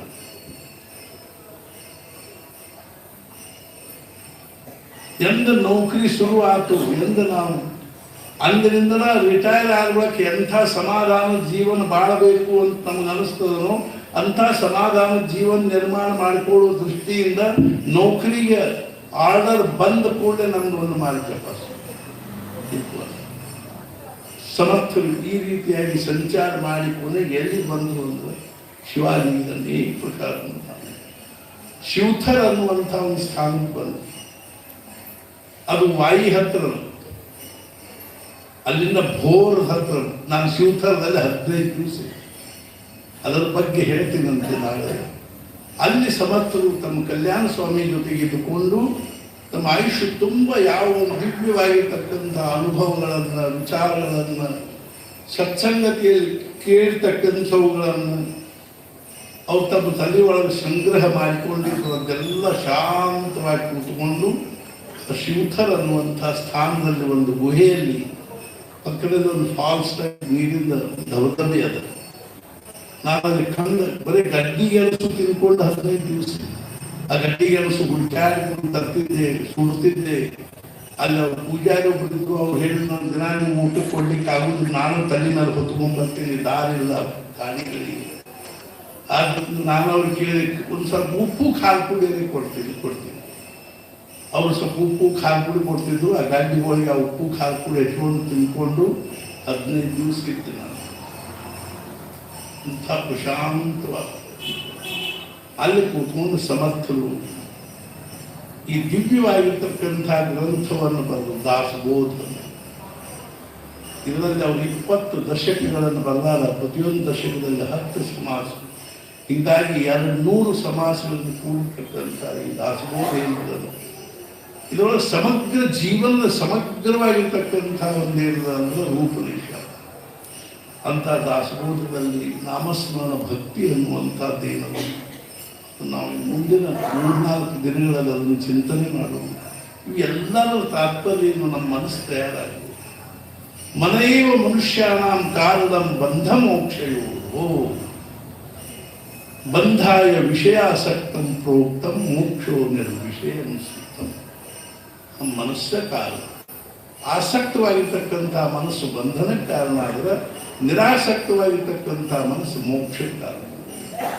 ಅಂಥ ಮನಸ್ಸನ್ನು ನಾವು ಸದ್ಗುರುಗಳಲ್ಲಿ ಅದನ್ನು ಬೇಡಿಕೊಳ್ಳಿ. ಮಹಾರಾಜ ನನ್ನ ಮನಸ್ಸನ್ನು ದಿವ್ಯ ಮನಸ್ಸನ್ನಾಗಿ ನನ್ನ ಮನಸ್ಸಿನಲ್ಲಿ ನಿರಂತರವಾಗಿ ಭಗವಂತ ನಾಮದ ಅನುಸಂಧಾನದಲ್ಲಿ ಅಂತ ನಾವೆಲ್ಲರೂ ಪ್ರಾರ್ಥನೆ ಮಾಡ್ತಾ ಇದ್ದಾರೆ. ಸಮಯ ಭಾಳ ಆಯಿತು. ಈ ನೈವೇದ್ಯ ಆರತಿ ಆಯಿತು. ಬೆಳಗ್ಗೆ ಎದ್ದಾಗಿಂದ ರಾತ್ರಿ ಮಲ್ಕೊಳ್ಳೋ ತನಕನೂ ನಾವು ಎಷ್ಟು ನಿಮಿಷ ಹೆಬ್ಬಳ್ಳಿಯಾಗಿದ್ದೀವೋ ಅದಷ್ಟು ಏನದ ಇವತ್ತಿನ ದಿವಸದ ಸಮಯದ ಜಮಾ ಖರ್ಚುಗಳ ಜಮಾ ಬರ್ಕೊಂಡು ಬೆಳಗ್ಗೆ ಎದ್ದಾಗಿಂದ ರಾತ್ರಿ ನಿಂತು ಹತ್ತುವರೆಗೂ ಏನೊಂದು ಸಮಯ ಅದನ್ನು 15 ತಾಸು 14 ತಾಸು 15 ತಾಸು ಅದರೊಳಗಿಂದ ಹೆಬ್ಬಳ್ಳಿ ಒಳಗೆ ಇದ್ದದ್ದು ಸಮಯವನ್ನು ಜಮಾ ಕಡೆಗೆ ಉಳಿದದ್ದೆಲ್ಲ ಖರ್ಚಿನ ಕಡೆಗೆ ಅಂತ ಬರೆಯೋದಾದರೆ ಜಮಾ ಹೆಚ್ಚಾಗಬೇಕು, ಖರ್ಚು ಹೆಚ್ಚಾಗಬೇಕು. ಜಮಾ ಹೆಚ್ಚಾಗಬೇಕು. ಆ ದೃಷ್ಟಿಯಿಂದ ನಾವು ಇನ್ನೂ ಒಂದು ತಾಸು ಜಗ್ಬೇಕಂತ ಮಾಡಿದ್ದೆ ಬೇಡ. ಯಾಕಂದ್ರೆ ಜಮಾ ಹೆಚ್ಚು ಮಾಡ್ಬೇಕಲ್ಲ, ಇನ್ಕಮ್ ಹೆಚ್ಚು ಮಾಡ್ಬೇಕಿಲ್ಲ. ಆದರೂ ಸಹಿತ ಇರ್ಕೋ ಆಗ್ತದೆ. ಮತ್ತು ಇನ್ನು ಮುಂದೆ ಸಹಿತ ಕಾರ್ಯಕ್ರಮಗಳವ ಅದರೊಳಗೂ ಸ್ವಲ್ಪ ಇನ್ಕಮ್ ಬರ್ತದೆ. ಮುಂಜಾನೆ ಕಾರ್ಯಕ್ರಮಗಳಲ್ಲೂ ಸ್ವಲ್ಪ ಇನ್ಕಮ್ ಬಂದದ. ಅಲ್ಲಿ ಹೋಮ ಹವನಾದಿಗಳಿಂದಲೂ ಸ್ವಲ್ಪ ಇನ್ಕಮ್ ಆಗಿದೆ. ಈ ರೀತಿಯಾಗಿ ಇನ್ಕಮ್ ಹೆಂಗಾಗಬೇಕು, ಟ್ಯಾಕ್ಸೇಬಲ್ ಆಗಬೇಕು ಅಂದಾಗ ಇನ್ಕಮ್ ಬರೋಬ್ಬರಿ ಆಯಿತು ಅಂತ ಅರ್ಥ. ಅಂಥ ಒಂದು ಅವಕಾಶವನ್ನು ಭಗವಂತ ನಮ್ಗೆ ಕೊಡಲಿ, ಗುರು ನಮ್ಗೆ ಕೊಡಲಿ ಅಂತ ತಿಳ್ಕೊಂಡು ಹೇಳಿ ಸದ್ಗುರು ಅನನ್ಯವಾಗಿ ಪ್ರಾರ್ಥನೆ ಮಾಡೋದು ಏನು ಅಂದರೆ ಅರ್ಥಾತ್ ನಮಗೆ ಆಯುಷ್ಯ, ಆರೋಗ್ಯ, ಐಶ್ವರ್ಯವನ್ನು ಅನುಗ್ರಹಿಸಲಿ. ಮತ್ತು ಮುಖ್ಯವಾಗಿ ನಮಗೆಲ್ಲರಿಗೂ ಭಗವಂತ ಭಕ್ತಿ, ನಾಮದ ಪ್ರೇಮ ಹಾಗೂ ಸದ್ಗುರು ಅನನ್ಯವಾಗಿರ್ತಕ್ಕಂಥ ನಿಷ್ಠೆಯನ್ನು ಕೊಡಲಿ ಅಂತ ತಿಳ್ಕೊಂಡು ಹೇಳಿ ಸದ್ಗುರುನಾಥ ಮಹಾರಾಜ್ ಕಿ ಜೈ ಜೈ ಜೈ ರವಿ.